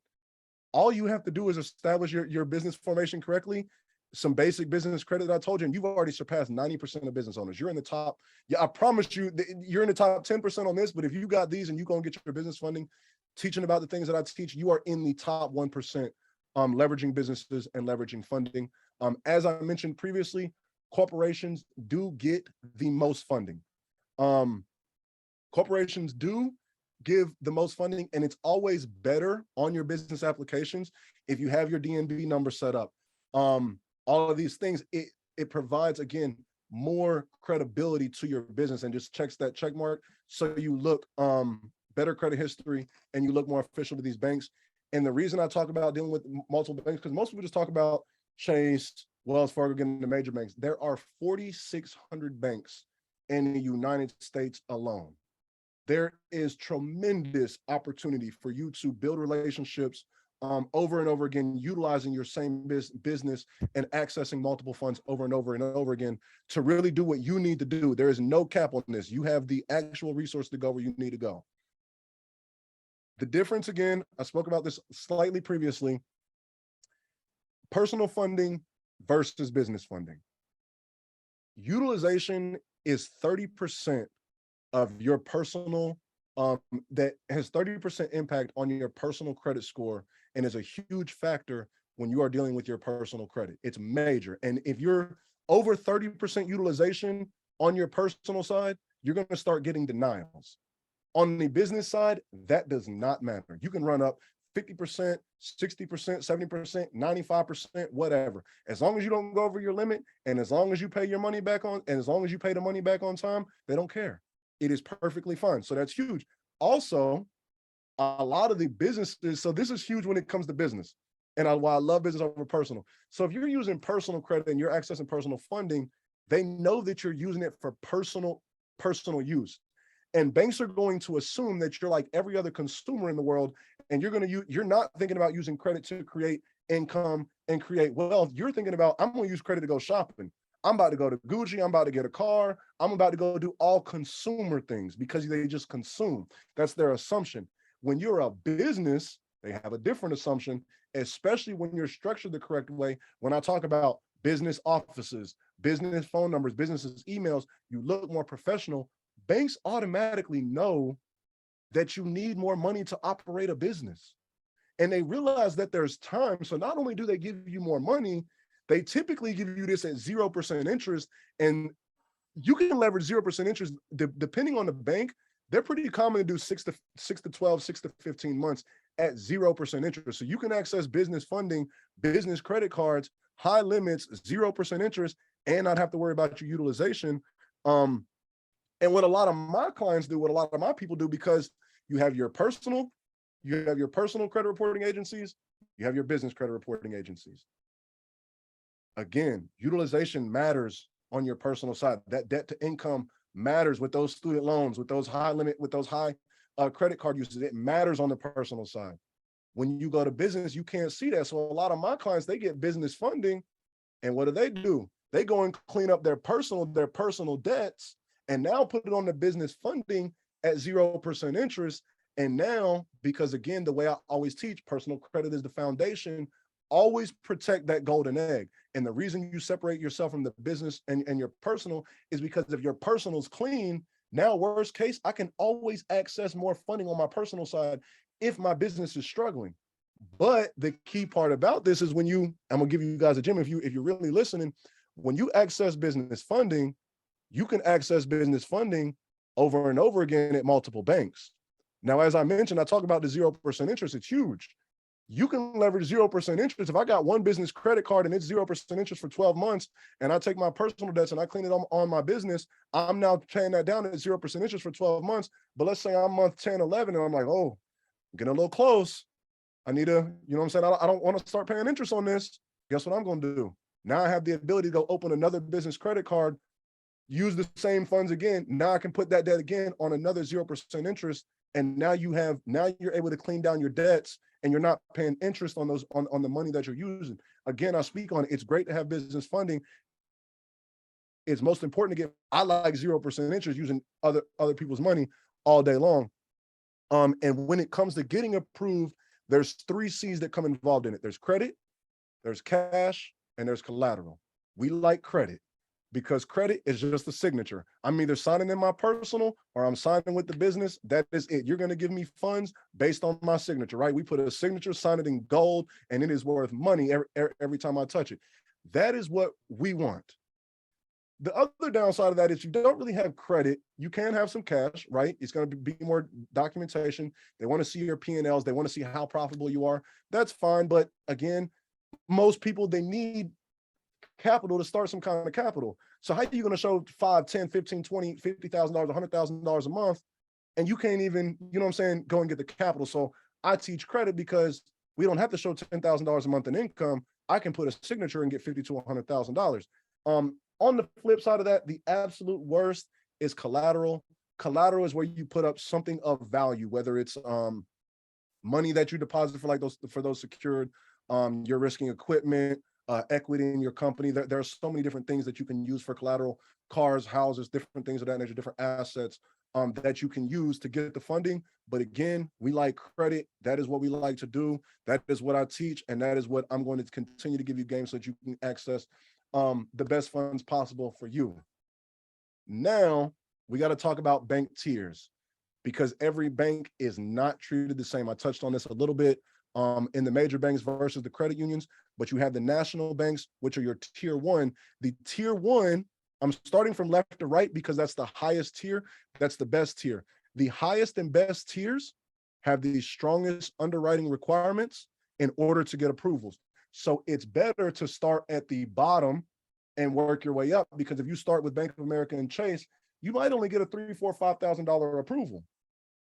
But if you were started with the credit union, some of those community banks, the same data points, same income, instead of going to Chase and getting 3, 4, 5, I went to a local credit union. Now they gave me $25,000 business credit card, $30,000 line of credit. $50,000 from one bank when Chase was only giving me a $3,000 business credit card. So a lot of people want to go to those major banks because that's what they know. But when you know the tiers, it's better to start at the bottom, give those check marks, work your way up, so that by the time you get to Chase, by the time you get to Bank of America, they're going to give you that bag, right? So again, national banks, regional banks are like PNCs, things of that nature. Your national credit unions, USAA. When you're a part of these credit unions, they're going to say you have to live there, but you only have to live, work, or worship in that area. And a lot of these credit unions, if you go back and you saw the personal, there are ways that you can actually use American Consumer Council and get a membership at these places, which will give you access to these credit unions. The community banks, those are your best banks. Those are going to be the banks that have a whole lot of funding and a few amount of people to give it to you. Those are your banks of whatever state, Bank of Texas, whatever the case may be. And then your local banks, which are your bank of your city. Tier 5, it's okay. They typically do give you great limits. Not always the greatest interest rates. It can be used as leverage to, again, establish yourself and put you in the door. Synchrony Bank is one of the most common banks for that. Now we're going to get into the bank rating hack and how to actually put a number with the bank that you build these relationships with. So most people are completely unaware that for every bank account that you have a bank rating that goes along with it, right? And just right here, you can see the bank rating. You have a normal, which is just like $0 to $99. You can see over here on the right, the amounts that you need to average in that account in order to have a nice limit. So when you have a better communication, you have better when you have better relationships with banks and you hit these bank ratings, not only do you hit all the credit, the internal exterior credit, but you hit all the internal data points as well. And when you're able to do that, you can truly maximize everything. And what I always suggest is putting at least $10,000 in an account for 90 days. If you put $10,000 in an account for 90 days, you will get a low 5 credit score. And low 5 is the minimal that we tell you to use. It's $10,000, and there are ways that you can liquidate personal or business credit cards in order to use that cash flow in order to hit those high scores. And when you hit those, again, you're going to get much, much higher limit approvals. So if you look on the right, again, you can see that moderate 5s, high 5s, those are fine. Most people, if you have if you have capital to do so, the more money you have in there, the better. Most will just access to that capital. Give me 1 second. I'm having some technical difficulties. Okay, we're back. I got it fixed. So, give me 1 second. Building relationships.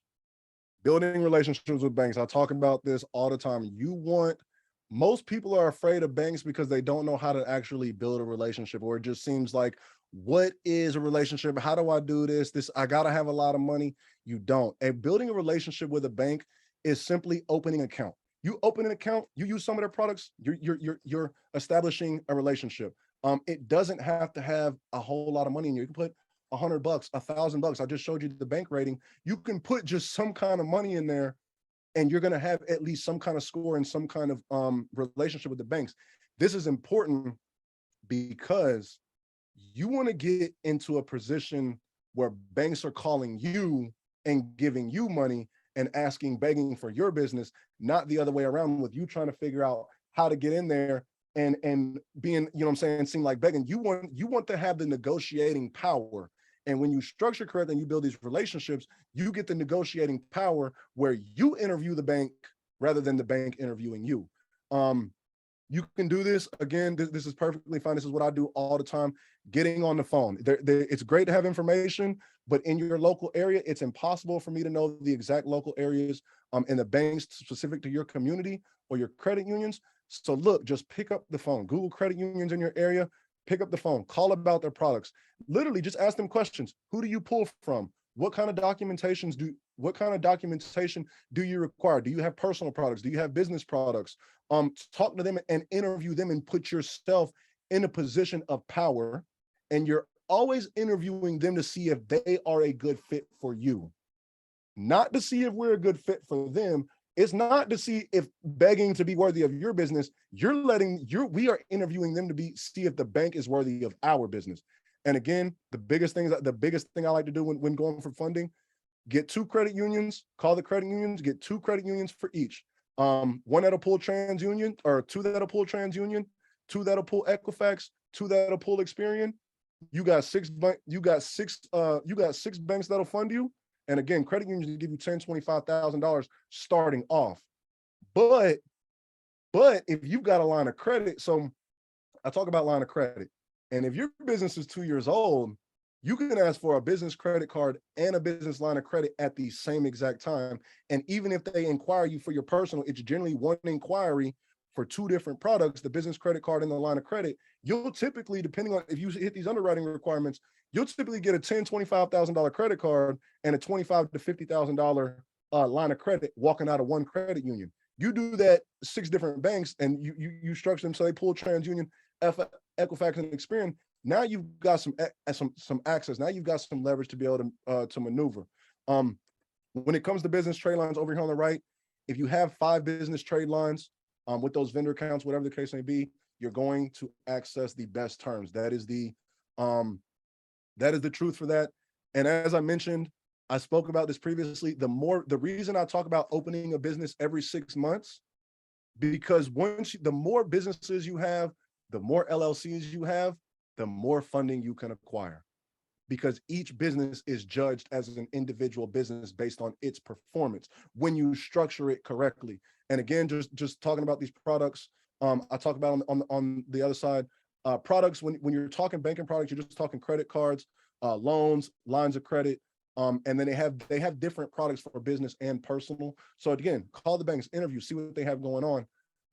And when you do go in and apply, I never hear anybody talk about this. When you do go in and apply and you're looking for funding under your business credit, ask for a tier 2 underwriter. Most bankers on the floor are tier 1 underwriters. They're majority built for somebody just walking off the street, starting a personal account, starting their personal finances. If you ask for a tier 2 underwriter, you're getting someone who is more educated and more qualified to speak with you about business credit and business funding.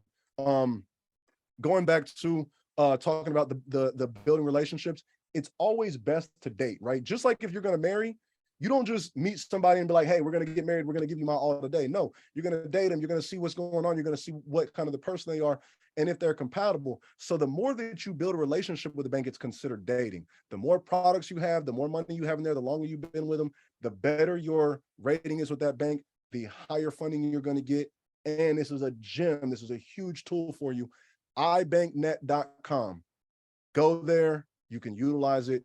It will break down every major bank, credit union by state, let you know who they pull from. You can look at forums, and you can see how they lend out money and how much they give out, interest rates, things of that nature. A phenomenal tool. I utilize it all the time.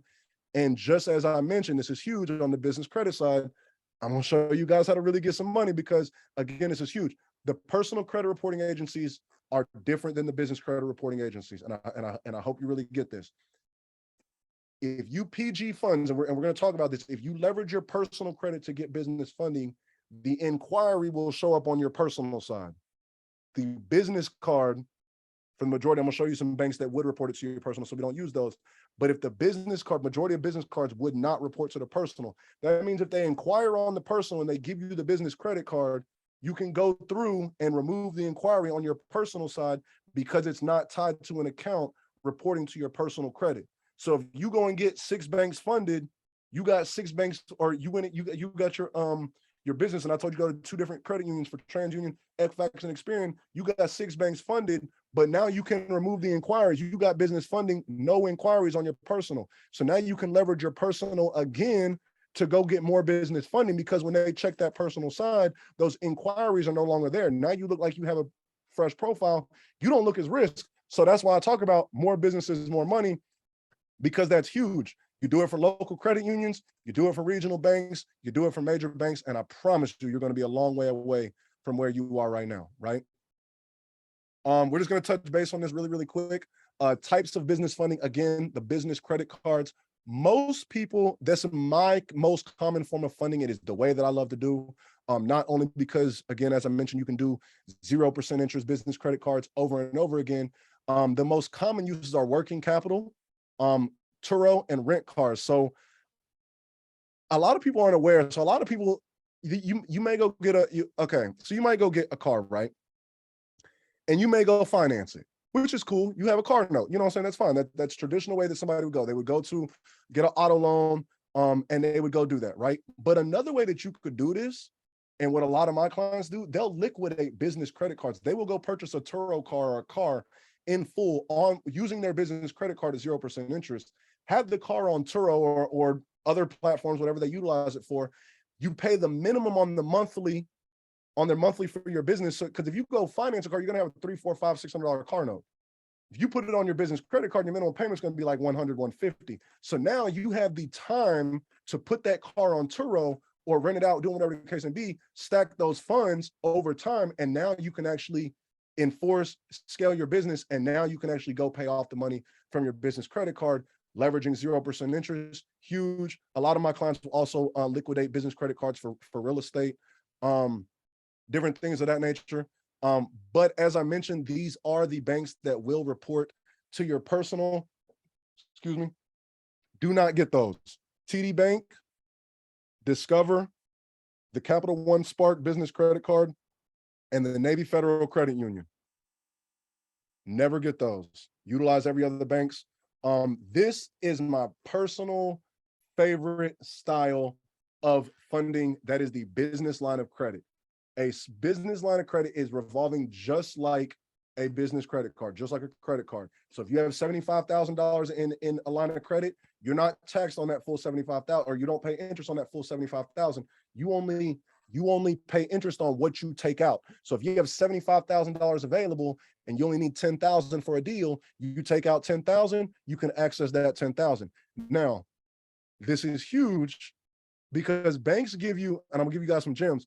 Banks give you lines of credit and a business credit card at the same time, because the assumption is that you don't know how to liquidate a business credit card. So the line of credit, the huge difference between a business line of credit and a credit card is that a credit card, typically people don't know how to liquidate a business credit card. They just swipe it for the exact transaction. So a business line of credit, you can literally just transfer. If you have $75,000 available, you can either write a check on that line of credit, or you can transfer that cash directly to your business bank account, and now you can go access that capital, do whatever the case you may need to it.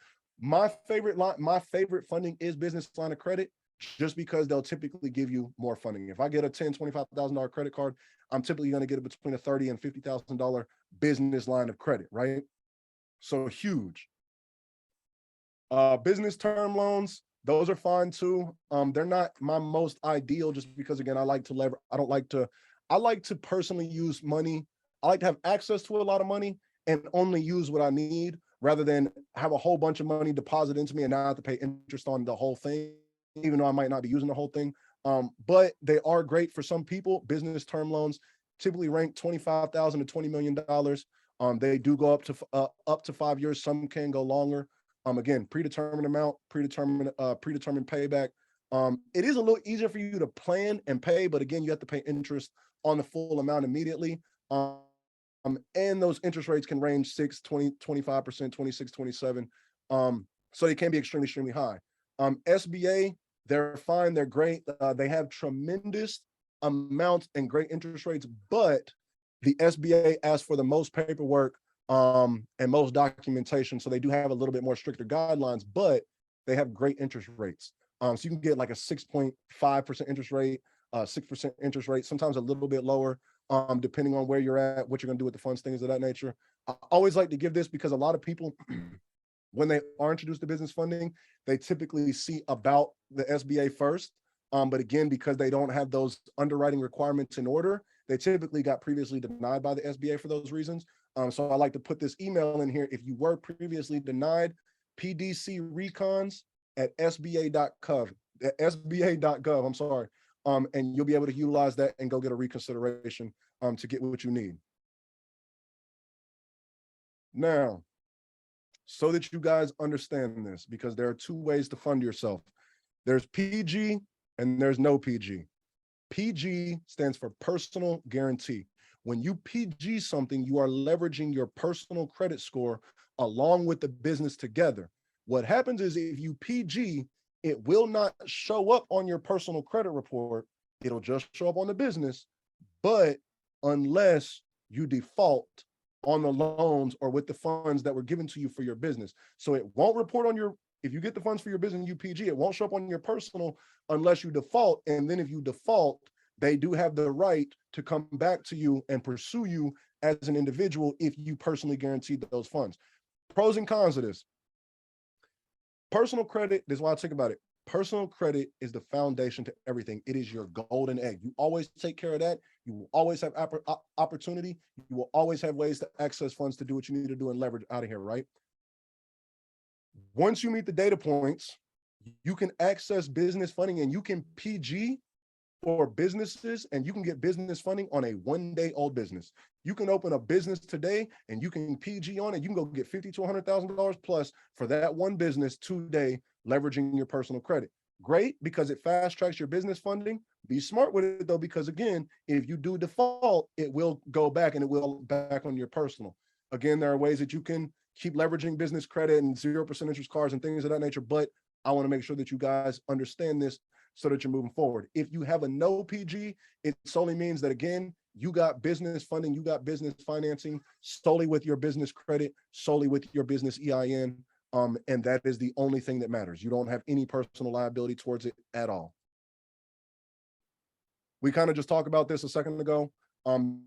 Benefits, again, you're able to PG and fund a one-day-old business. As I mentioned, you can leverage your personal, go get business funding today, clean the inquiries off of your personal, go back and get business funding again. Boom, you love it.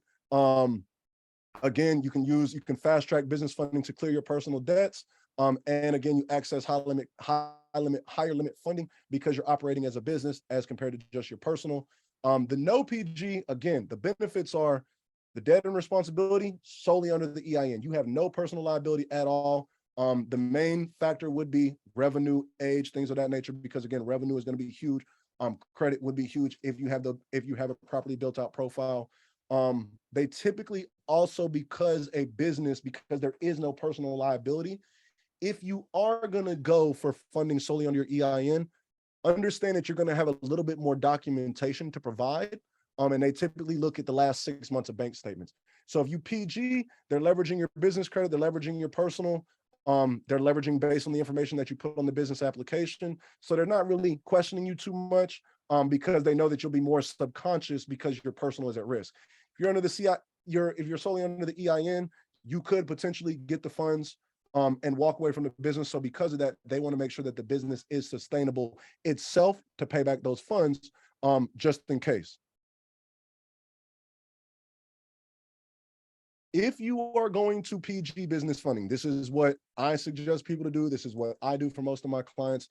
This is how we really go and win, right? So if you're going to PG and you realize today, okay, I have a business, I have good credit, and I want to use this to really go to the next level today, this is what you need to qualify to get started for your personal. Now, it's a little less lenient. If you were here for the personal credit course, I talked about a lot more higher data points. My suggestion would still be the 700, 720 plus credit score, but because it's business funding, because banks give you more money, because they understand that you're operating a business, you can get business funding with a minimal with a 680 credit score. They want to see, though, 2 major credit cards, Visa, MasterCard, Amex, Discover. They want to see 2 credit cards, ideally over $3,000 limit. If you have a $3,000 limit credit card, you are considered a high limit credit card statistically in the United States, right? They want to see it 2 years old because they want to see what is operating on your personal or how you manage finances on your personal. This is huge. In the personal credit area, it's huge to talk about authorized users, AUs. Great tool for the personal. If you're going to be able to use someone else's payment history and they trust you to put you on as an authorized user, you inherit their payment history. Helps you in personal funding. It does not help you in business funding. In business funding, AUs are irrelevant. Do not purchase them. The banks are only looking at the accounts that you have in your personal name and how you manage that debt personally, not anybody else, solely you. So understand that. No derogatory accounts, no collection accounts, no charge-offs, none of that, right? No late payments in the last 24 months, ideally ever. If you're going to have some late payments, you cannot have them within the last 2 years. No more than three inquiries on your personal side. Now, inquiries show up on your personal side for 2 years. They're really only relevant. They're most relevant for 6 months. They really only matter for 12 months. After 12 months, banks don't really care about it too much. They're going to show up for 2 years, but they really only care what you've done the last 6 to 12 months. So as long as you don't have more than 3 inquiries the last 6 months, you're good to go. Again, the 2-year average age history, they want to see your age history average 2 years. Again, I always say 4, but if you got to access business funding and you got opportunities to leverage business funding and go and create what you got to do, go ahead and do it. But you're going to need 2 years of history. And again, those AUs do not help. No new accounts the last 6 months. No new credit. They want to see you again managing the credit that you have. You still want to be less than 30% utilization. I say 1 to 30% utilization on here because when I'm funding someone, they must be under 30% in order for me to fund them. Depending on your situation and where you're at, I will let you know that business funding is a little bit more lenient on your utilization. They will allow you to go up to 40%. I'm just letting you know this. They will allow you to go up to 40% and still access the funding in a worst case scenario if you do need to access that. But again, you'll get much better limits at a much better interest rate if you're under 30% utilization at the time of application. And again, because business credit is used for business funding is used to building a business, they will typically match or more money than the highest limit on your personal card. This is what you need to apply. This is what all of my clients utilize, and this is how we properly fill out applications. You need the basic details of you and your business. Exactly, as I talked about previous, street numbers and suites have to line up exactly, right? Has to be 100% across everywhere. You do not have to generate revenue to get funded. Let me say this again. You do not have to generate revenue to get funded. You just have to know how to properly leverage your credit, structure your profile, and how to properly fill out a business application. When you fill out a business application, they are asking for projected income. You can use projected income or you can use a combination of household income. If you project your business to do $100,000 this year, I don't know what your business project. I don't know what your business projects to do. I'm not in your business. I don't know your business structure. I don't know your audience. I don't know your marketing plans, whatever the case may be. But if you project your business to do $100,000 this year and you have the resource to do it, then do that. Or if you have household income and you want to include household income, anybody in your house over the age of 18, you can include that in those funds because those funds would be considered as a household to paying back that debt. So that's what you need to apply. And those are the numbers that you need to be looking at when you do submit these business applications. Auto loans. I get this all of the time. People want to figure out, hey, I want a business car. I want to figure out what I can do. There are ways to do this. You can get auto loans in your business name. You can PG auto loans, or you can no PG auto loans. PG auto loans, you're going to need, whenever you go somewhere, you're going to need to ask for a corporate resolution form. Your business must be at least 2 years old. It has to show some form of stability. They will check your personal credit. You will need to be above a 700. There is no question about that. You need to be 700 plus. And it's better if you have previous auto loan history on your personal, because it's that, depending on where your personal credit is and how your business is structured, I'll say that the better structured you are, the better credit you have, the less documentation they ask for. Depending on where you are, depending on how your business and independent age, they may possibly verify income, right? No PG. You need a corporate resolution form, and you need at least 10 to 15 trades. So as I mentioned, those vendor accounts, those closed network accounts with Dell, Amazon, Apple, all of those, you need at least 10 to 15 accounts, 10 minimal, 15 ideally, in order to get financing for a no PG auto loan. You need a 90 paydex score.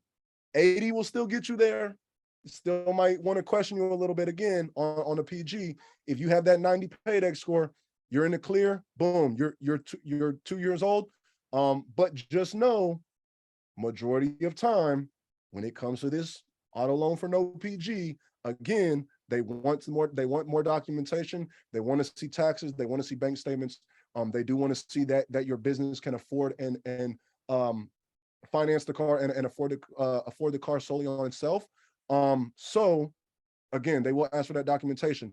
When you're doing no PG, you're only signing in the company name and the company EIN. The only time your name is being on there is not a cosign. You're only signing as the point of contact. You are not signing a PG. You are only signing the point of contact.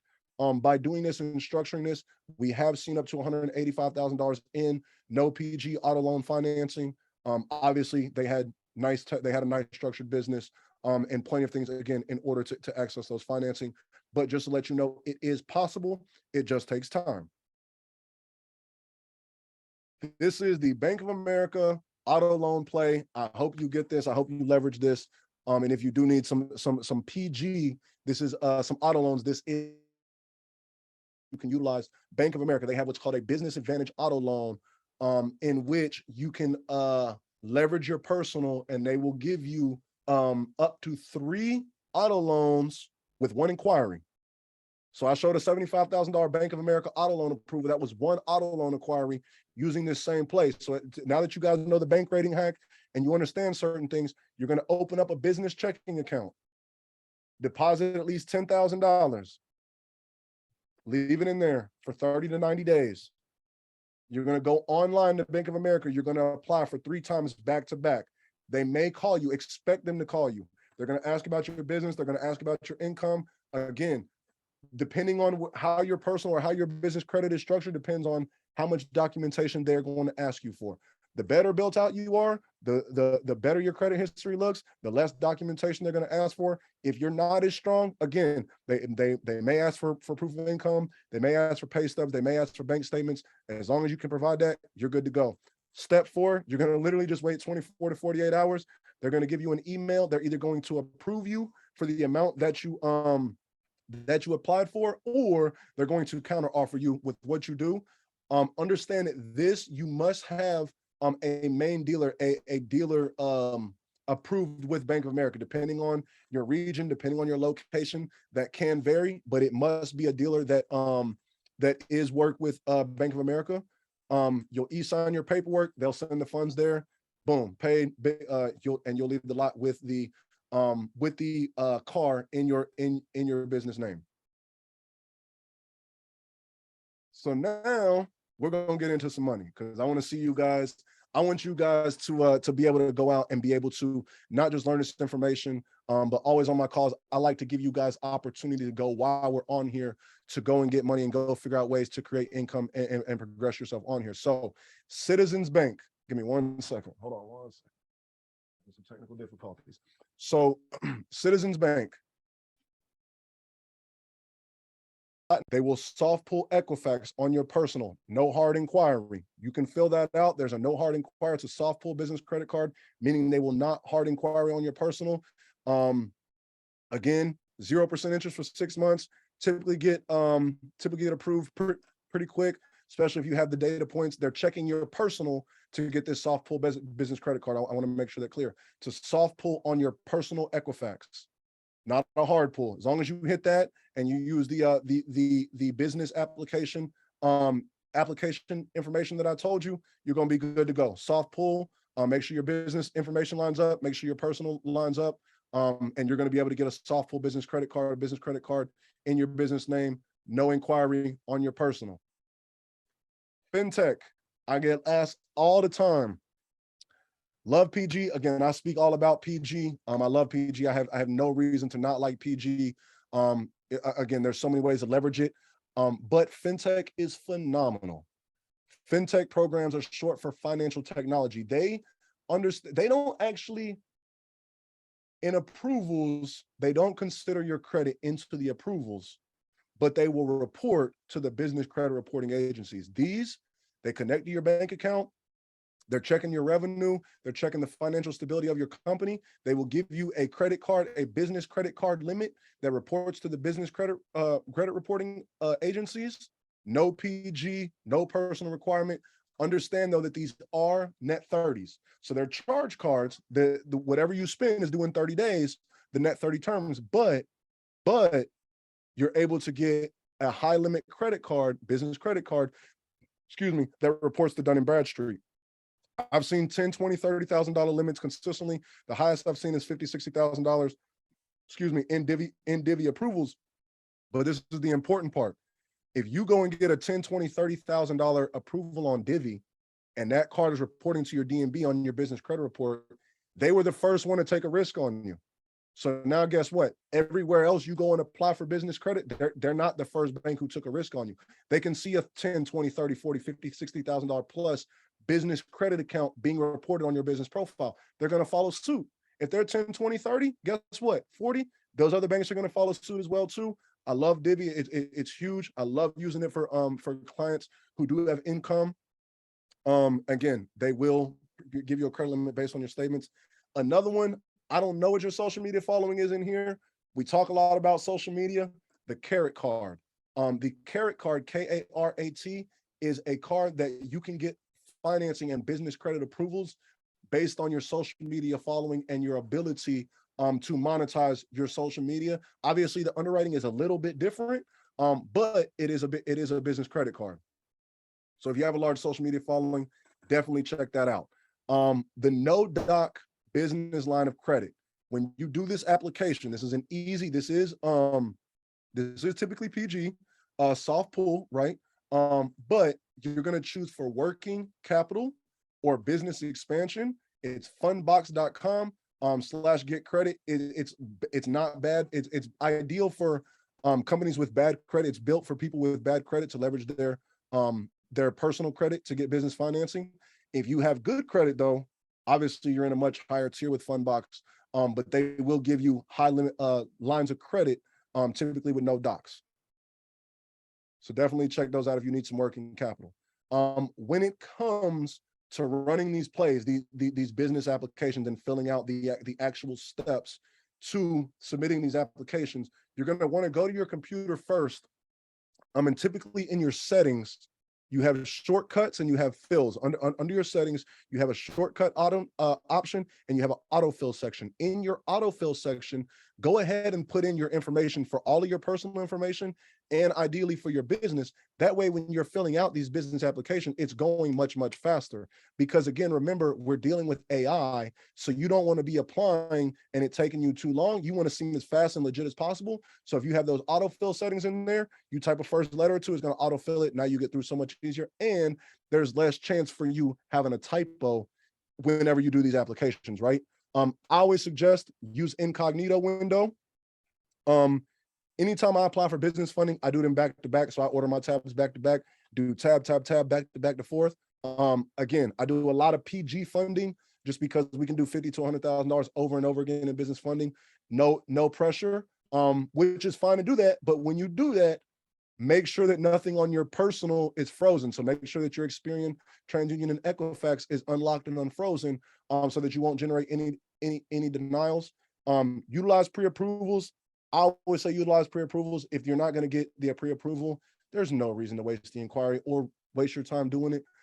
If you're not going to get the pre-approval, then just wait till at a later time and you can actually come back and fully structure with that bank, right? Then you just submit your application. At the end of the day, I love business credit, I love funding, but at the end of the day, there's only one or two things that are going to happen.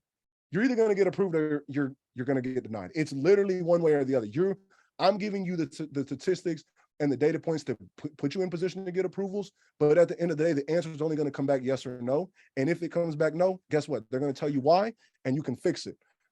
Which we're going to talk about again: household income, anticipated income. If you don't have business revenue, use your projected income, use your household income in order to access business funding. Again, you can combine your personal and your business income for higher approvals. It's business credit. So every bit of your funds that are on my personal side wants me to get into business and leverage it so I can get out of here as soon as possible and go to that next level. Again, inquiries. If you have 3 or more inquiries, they will start denying. Again, that's within the last 6 to 12 month period. 6 months at minimal. If you really want to maximize 12 months, and I promise you're going to do so much better. Also, again, this is computers. We are dealing with computers. They're dealing with systems. And because of that, banks know we don't make exactly $100,000. Like nobody really makes exactly $100,000. So when you do that, be a little bit more realistic on your applications. And instead of putting $100,000, put $100,400 or something of that nature to make it look more realistic. When you follow these data points and when you follow this training, you should know exactly how to get approved before applying.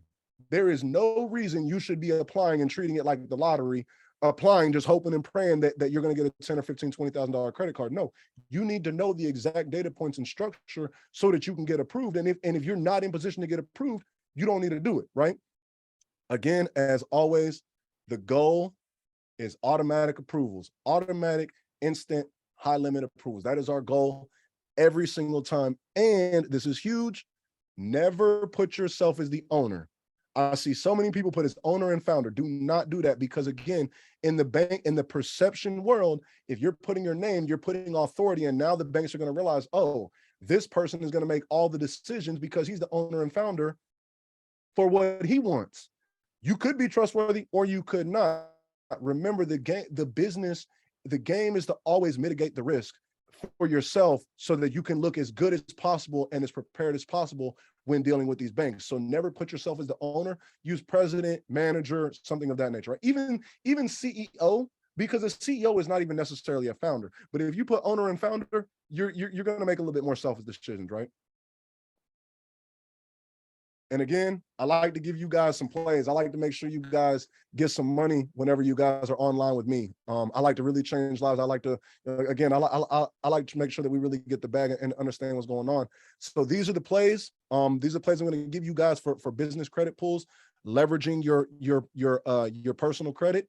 Again, the no PG, I talked about it. Divvy. If you have business that earns income and you're making money, do Divvy as soon as possible. They're great. The no pool. The no PG, the soft pull business credit card with Citizens Bank, do that. Check that out. I promise you, you're going to appreciate yourself if you're in position. The TransUnion pool, the Barclays JetBlue business credit card, a phenomenal card. Equifax, Flagstar Bank, they have a phenomenal business credit card. And so does and when it comes from Experian, Bank of America will pull Experian. So you can go get no PG with Divvy, no PG with Citizens Bank. Nope, the Divvy is a charge card. The Citizens Bank is a regular revolving business credit card. You can go look at the Barclays, JetBlue. They're going to pull your personal or TransUnion. Flagstar Bank, they're going to pull the Equifax, and Bank of America, and then Bank of America, they're typically going to pull your Experian. Now, I do want to note that this is an ever-changing market. So this is where they pull majority of the time. There is something, I'm not going to go too deep into it on this, but there's something in the United States and it's called redlining. And typically what people think in credit is that most people have the thought that they're competing credit-wise with everyone in the nation. They think that everyone is on the same level. And I want you to understand that that's not the case. You are competing with your credit based on who is in your general area or who is in your district. So if you have a 700 credit score, in your mind, you have great credit in the nation.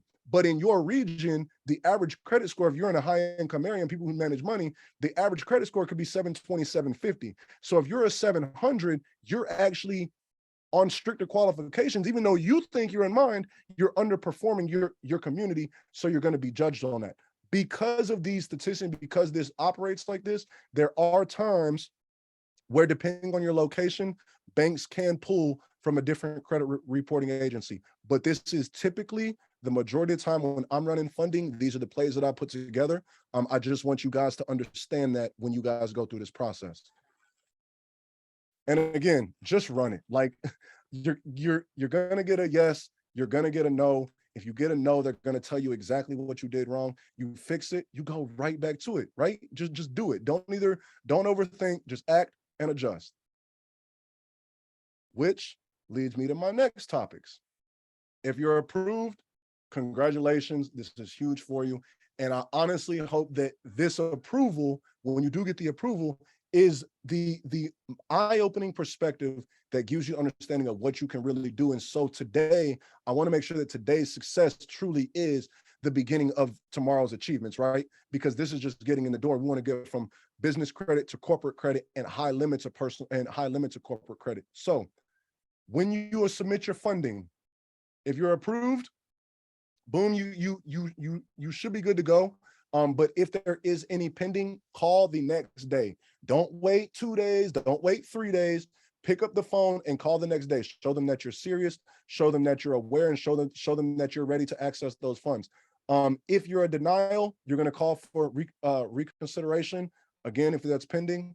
And if it is, and I always like to tell people approvals are great, but even when we get approvals, if they approve us automatically, who's to say that we might not get a higher approval? So I always tell my clients to call in for a higher reconsideration, even if you got approved. That's up to you, but that is something that I do properly suggest. Within the 1 month of you being approved, you should definitely start the dispute process and removing inquiries on the personal side for the business approvals. But if, this is crucial, if on your personal side, you use the inquiry to open up the account. So this is common with a bank that I use called PSECU, right? Some banks, they require an inquiry to open the account, even on the personal side. If you had an inquiry to open an account, Alliant Credit Union is another one, PSECU, and there's a lot. If your inquiry was used to open the business account or the bank account itself or the credit union account, do not dispute it. If you do, your account will be closed, and your bank will be closed. But if it's not connected to an account and it's not showing up on your personal, you are free game. Please dispute those inquiries, remove those inquiries from your personal, and go get more business funding. In 12 months, again, you should be using these cards. You should be building relationships. You should be getting points. You should be naturally getting increases. And again, at that 6 to 12 month period, keep going for more business funding. There's nothing wrong with that. The more businesses, more funding.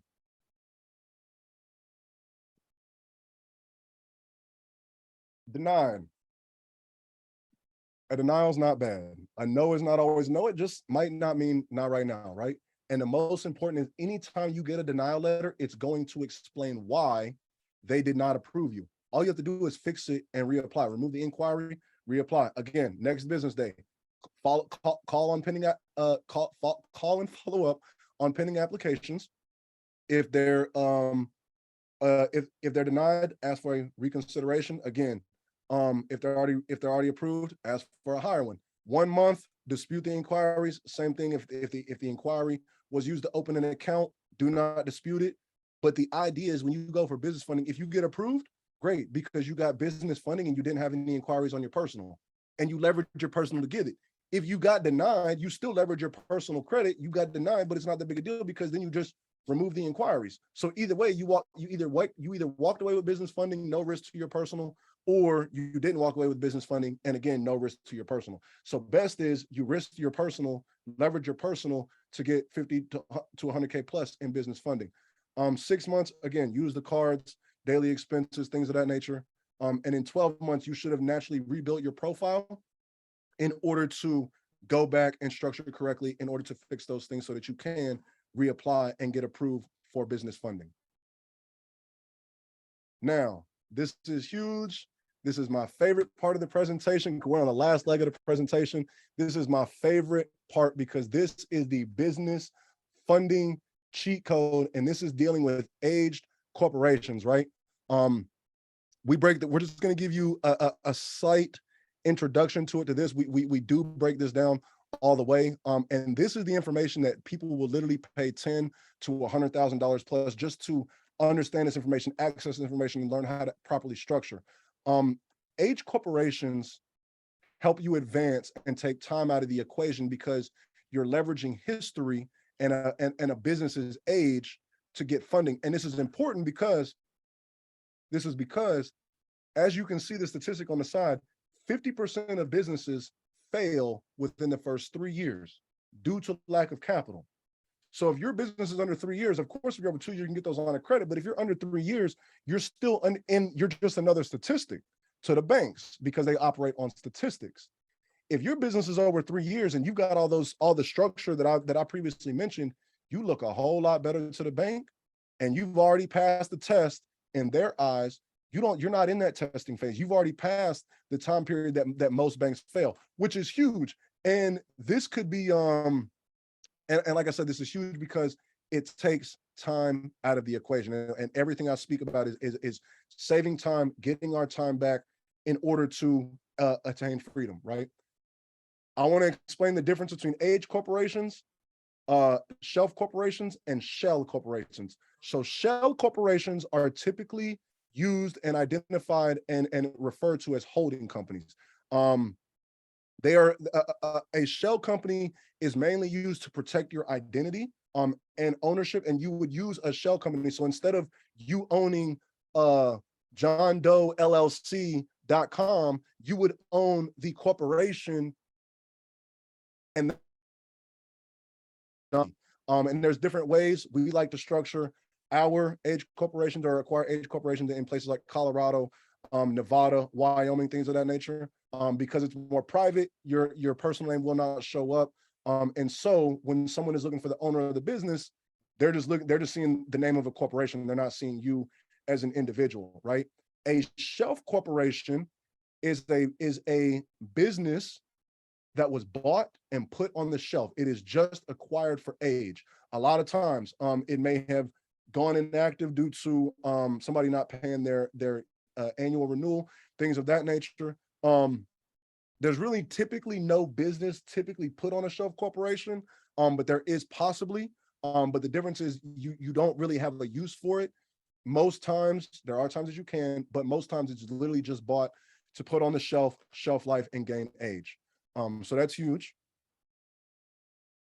And this is why age corps are valuable, because as I mentioned, it takes time out of the equation. So if I'm a business, and as I mentioned, I like lines of credit, I like business credit cards and lines of credit. If I start a new business today, I have to wait 2 years for that business to age. But if I have an age corporation, now I have acquired an age corporation, that age 3, 4, 5, 10 years old. Now I've taken all that time out of it today. All I did was transfer the ownership, and now I can go acquire funding under that age corporation. And it now looks like I've been running a business for a long time, which is again, when you ask, there's a check mark on business applications that typically ask if your business is over 2 years. It's huge.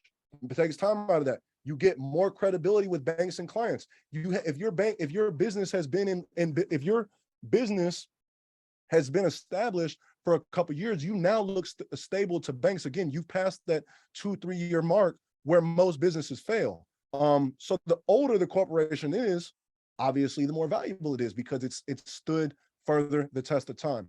Again, it can increase your ability to get funding.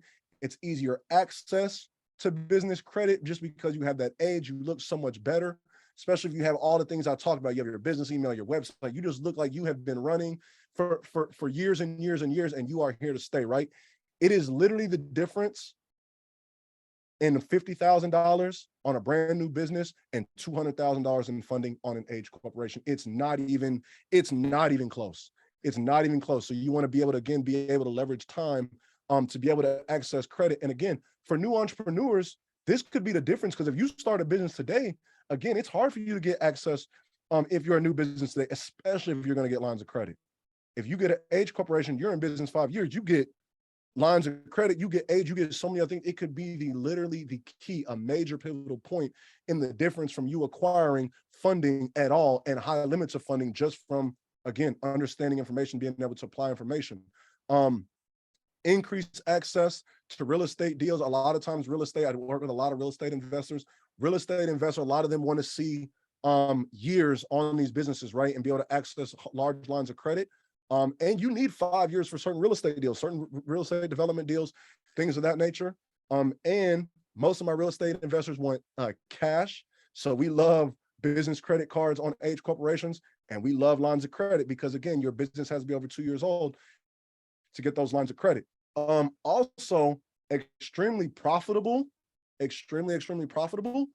can acquire age corporations and flip them just like real estate. And they'll typically go back for each age corporation. If you do go acquire or you do go to sell, they typically, at the bare minimum, they'll typically charge $1,000 to $2,000 for each year it goes back. So if you've got an age corporation that's 5 years old, you could sell that corporation for $5,000 or potentially $10,000 or more. Excuse me. Now imagine, and that's solely on age. Now imagine that you take the information that I gave you on how to establish business credit, how to acquire an age corporation, and how to acquire business credit. That business was worth it already with the age. You put business credit on there, now that company's worth 2 or 3 times more. So if you had a 5-year-old company, it might have been worth $5K, but you build some business credit on there, now at the bare minimum, you're worth $10,000, $15,000. So it's a lot, it's very similar to flipping real estate, as flipping companies, age corporations. And a lot of times I really teach in my mentorship in the programs, we really teach you how to acquire these age corporations for really just a couple $100. I'm talking 5-10-year-old companies for a couple $100. Depending on the situation, sometimes you can get them $1,000, $2,000, or sometimes you might even get them for free, depending on the very rare occasions.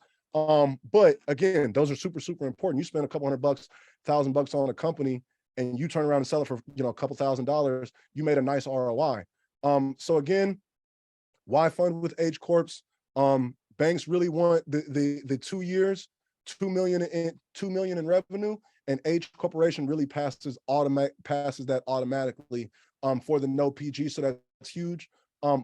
But you can use it to fund your business, scale your business, acquire massive credit lines. Again, build stronger relationships with the banks, and ultimately, truly, I speak on it over and over again, take time out of the equation to get a direct line, fast line to what you need to go to the next level, because it gives you more power in negotiation because you seem more stable. Now, I do want to let you guys know this, which this is huge if you actually do look into acquiring age corporations. So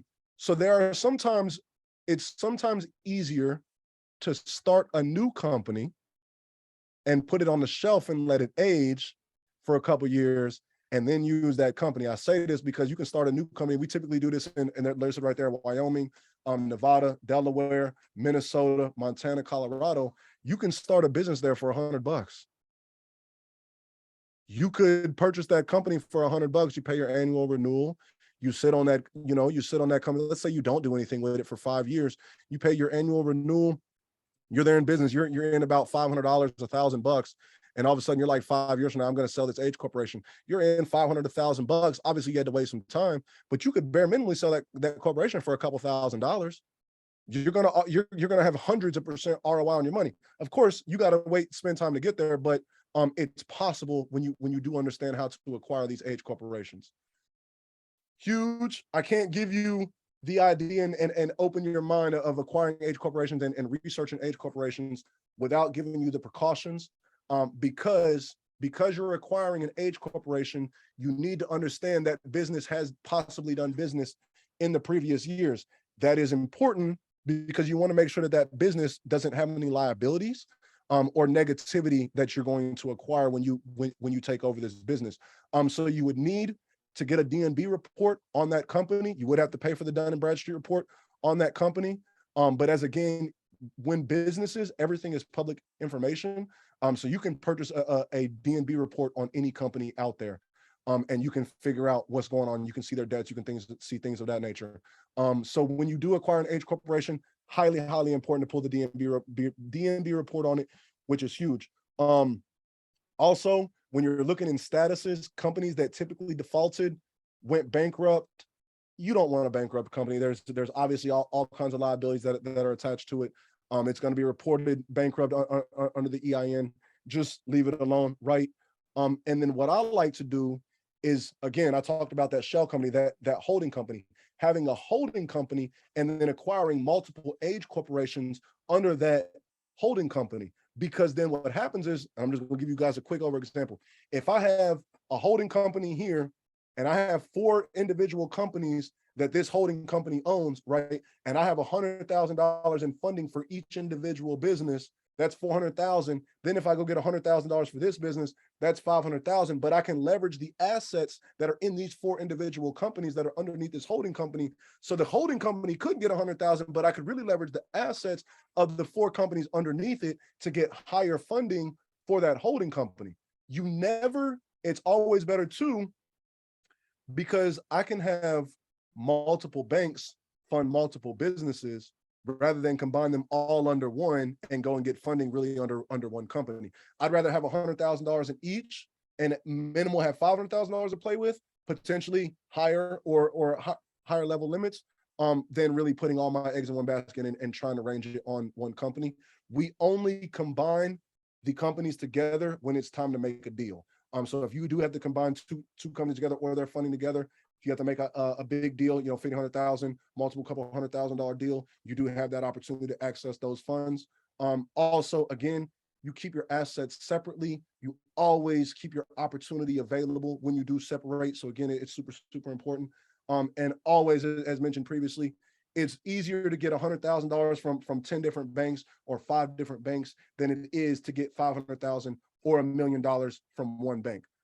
And if one bank controls you, if one bank is feeding you, that means that one bank also has the opportunity to take those funding away or for whatever the case may be. If I'm working with multiple banks, if something happens with one bank, I've got the opportunity to use my other corporations and my other businesses, leveraging my other banking relationships. Again, these are the final notes so that you can look into this. Now that you have taken this information opportunity, you can begin to look at some of these. Again, this is just very intro level. I did not break this down. I break it fully down in the mentorship. But you can figure out how to go and do this. Again, sometimes it is easier to start fresh, but age corporations, when you figure out the market, when you figure out the audience, these age corporations sell for thousands and thousands and thousands of dollars. So again, you can build and flip age corporations. And it's a huge opportunity. And I didn't really talk about this too much, but there are multiple, and it's not uncommon for when you understand business credit and providing it as a service and providing business funding, because I know multiple 6, 7-figure, 8-figure entrepreneurs who don't utilize business credit. They don't. They're using company cash flow. They built successful businesses, phenomenal, congratulations, but they are using company cash flow to build these businesses. There is a huge opportunity to service these individuals with an age corporation, leverage their revenue, leverage the data points they have already, and they can double it or multiply their company, leveraging the same information, changing nothing but structure.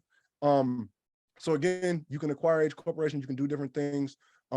and you can utilize that to go to the next level. That will conclude the overall business credit funding masterclass. I do want to take the opportunity to give for Q&A and to make sure that I clear up any questions, concerns, whatever that you may have, so that you can walk away with this with the most valuable possible. So let's figure that out. Let's do that, and I will get you guys taken care of. Give me 1 second. I have one technical issue that I need to fix, and I will get this taken care of. This is about to die. Give me 1 second.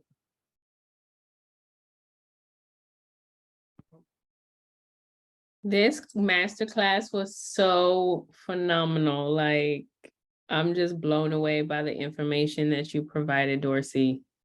Let me stop sharing this. Give me 1 second. I'm glad I was able to help. I'm telling you, this is my passion. Like I said, personal credit is fine, but personal credit is really just the introduction.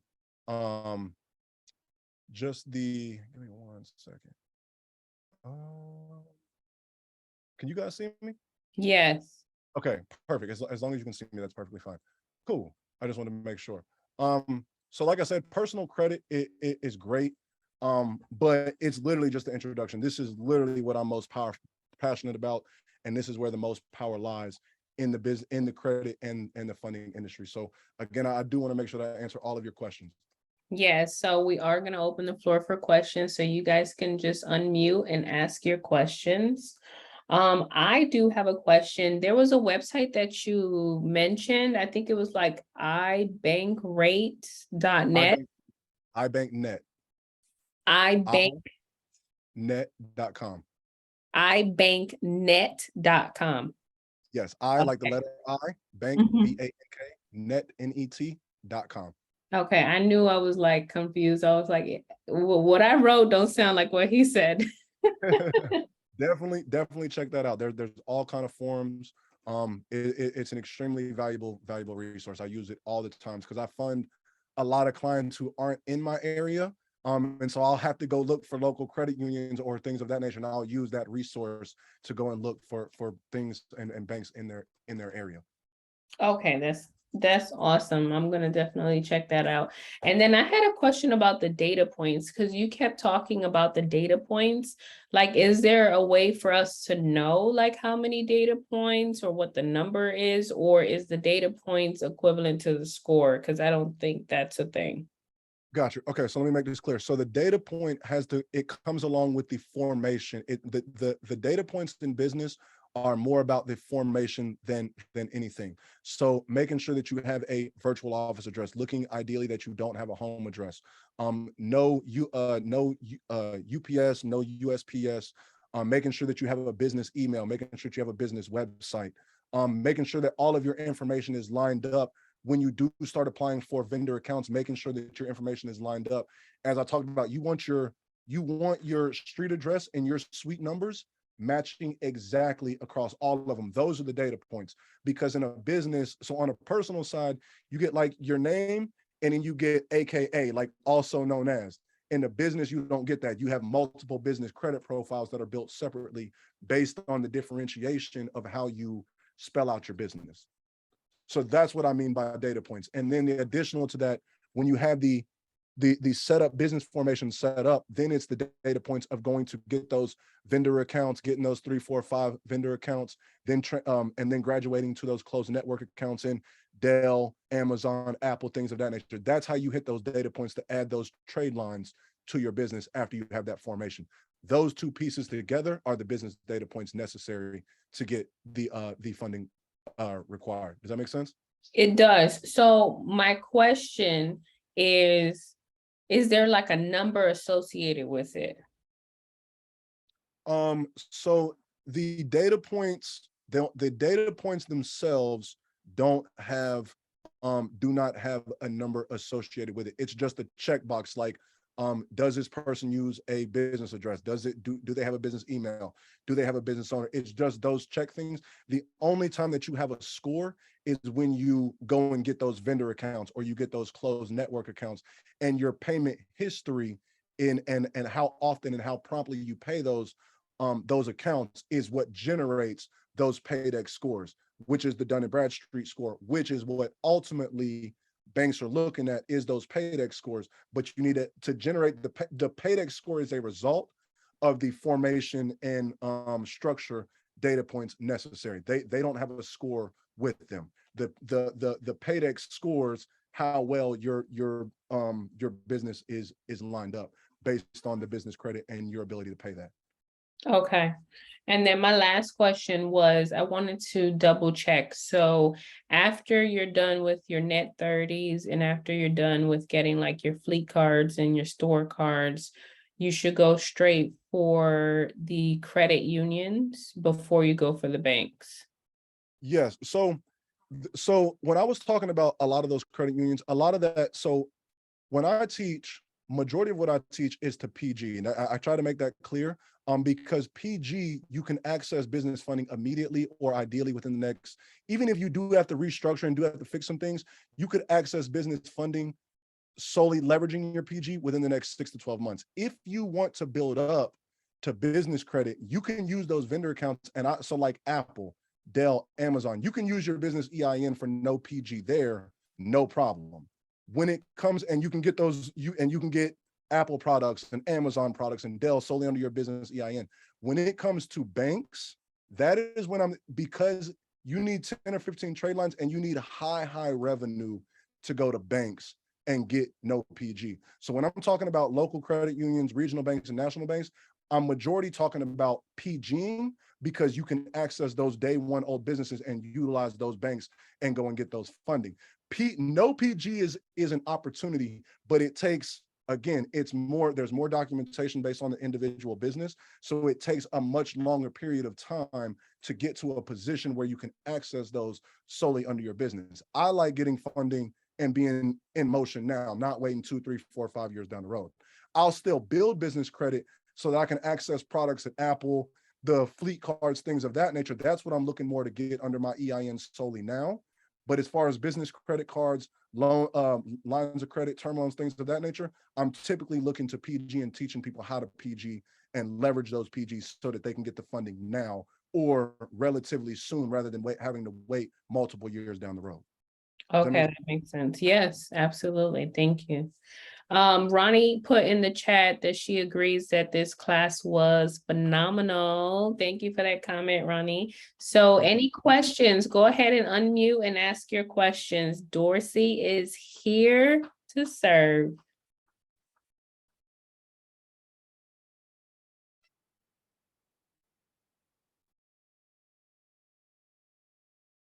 No question is a dumb question. I don't have any specific questions, but I just want to say thank you again, because this has been very enlightening and I appreciate it like a lot. I'm glad to hear it. I'm glad to hear it.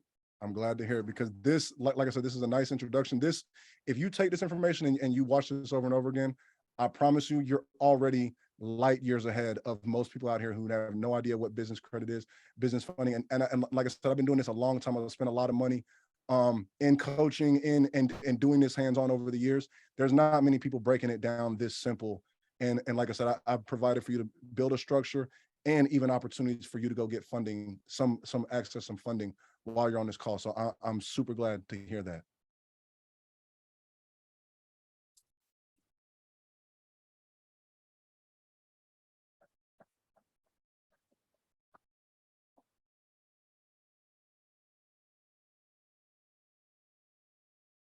Dorsey, you were so thorough that nobody has a question.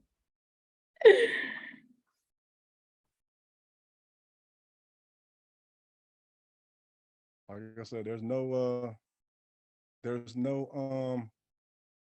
dumb question at all. That is so true. No dumb question at all, literally. So can you let people know how to find you? I had text them, well, some of them, not everyone got it, but they got your personal and your business, but I'm gonna put it in the chat. But can you let everyone know where they could find you and what your offer is? Yes, perfect. So to find me, I am a couple different places. Let me go to my next screen. To find me, you can find me on Instagram. I'm actually most active on Instagram. at CEO Dorsey. That's at CEO Dorsey. I am pretty active on Instagram. I post stories a lot. I'm actually pretty, I do manage all of my Instagram myself. And so I actually do a lot of voice messaging. That's where you'll get to talk to me the most. Sometimes I'm usually pretty quick at responding, usually like an hour or two. Sometimes it can take me a day to respond. So if you reach out to me there, that is fine.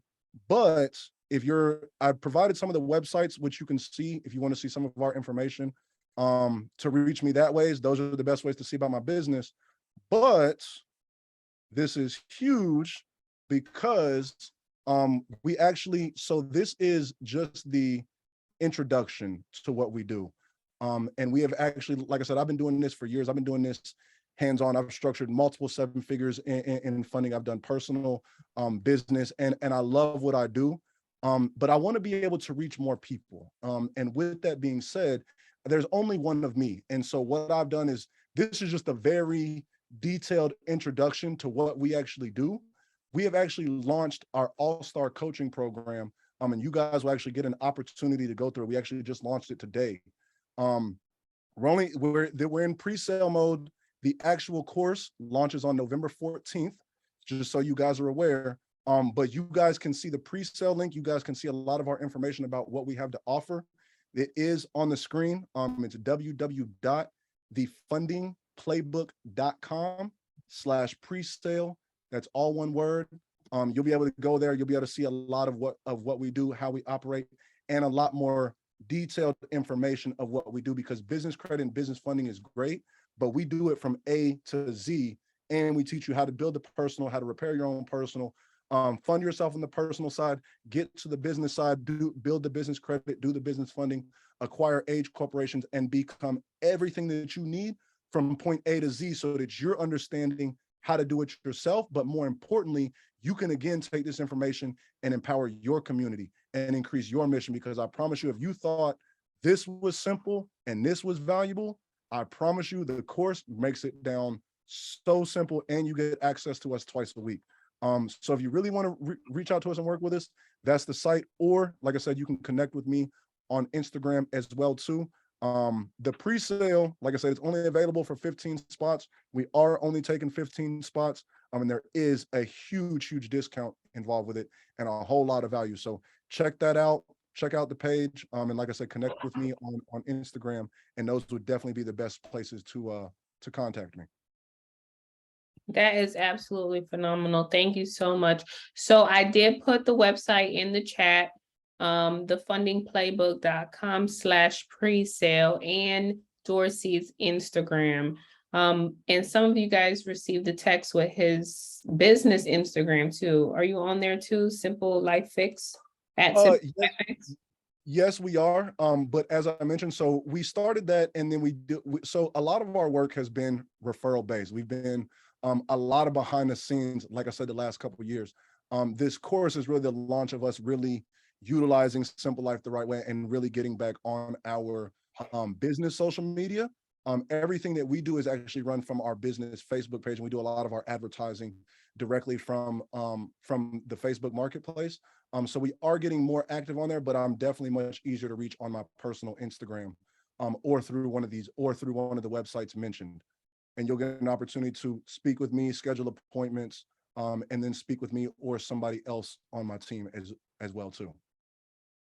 So go ahead on to Instagram and follow Dorsey. Send him a DM if you have any questions, or if you think about anything later on after this Zoom call, and definitely hit on that link so that you can look and see, if this is something that you want, right? If you're ready to build your business credit the right way and actually get access to business funding. And like he said, really large amounts, right? We're not talking $2,000-$3,000 here. Okay, No. so it's important for you to do it the right way and save time, right? Just like Dorsey said, do you want to wait a whole year in order for you to properly build a business, credit profile and have access to funds, and potentially your business going out of business because you don't have, any working capital? Or do you want to take action now and get that fundamental that you need in order to, get the funding that you need, right? because that's what's going to help your business thrive, right? Just having that working capital, having that money behind so that you could do marketing, so that you could reinvest. So it's vitally important. So go ahead and click on the link and follow Dorsey. He is a wealth of knowledge. Okay, this is my friend. I got him in my back pocket.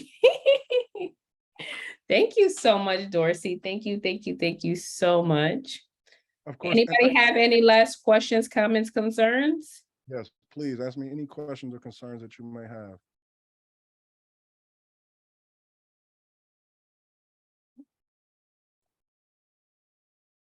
And I can't see the link, but you will have to make sure to put www dot. If you did just put the funding playbook, you have to put www.thefundingplaybook.com just in case.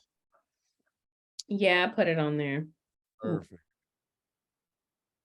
Like I said, if you guys have any questions at all, do not feel more obligated and more open to ask me anything. I want to make sure to make it as clear as possible for everybody here, because my goal is always to take my masterclass.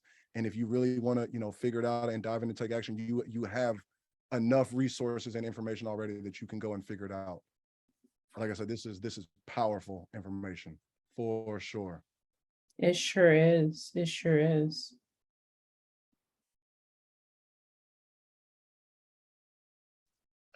Well, I don't think they have any questions, Dorsey. Well, I'm glad. Hopefully that's because we made it simple and we made it super actionable and really broke it down so that you guys can review it, be able to use this and like I said, really open up business credit, business funding, and ultimately change your life. Because business credit and business funding, this will change your life. Personal is cool, but this is the information that really takes you to those next levels. This is how you play the game like everybody else, how those big corporations are playing it. Exactly. Small ball. We go to the minor. We left the minor leagues. We're in the major leagues now. I promise you. I promise. Exactly. And you guys are learning from someone who built 7 figures in business credit. Okay, guys, come on now. Like who else to learn this information from? Real life. All right. Thank you so much. Thank you so much, Dorsey. Thank you for pouring into the community. I know they got a wealth of knowledge tonight, and I know that a lot of them are going to go hit that replay so that they can go back and read and understand and digest the information again. So thank you so much. Appreciate you. It's always a pleasure having you here on the community, serving and just giving us all this, all the gems. Of course. Thank you guys. Shout out to 7 Ways to Wealth. Thank you so much. Tell Dimitri I said hey. I didn't see him on this, so tell him I said hey. And I'll be down in Miami soon. I'll actually be shooting some content in Miami maybe this weekend. So I'll see what you guys have going on this weekend. But for sure sometime this month. Okay. I'll definitely stop in and like I said, we'll get some content, get some work done, see how everybody's doing and make it happen. Thank you so much. I appreciate that. I can't wait.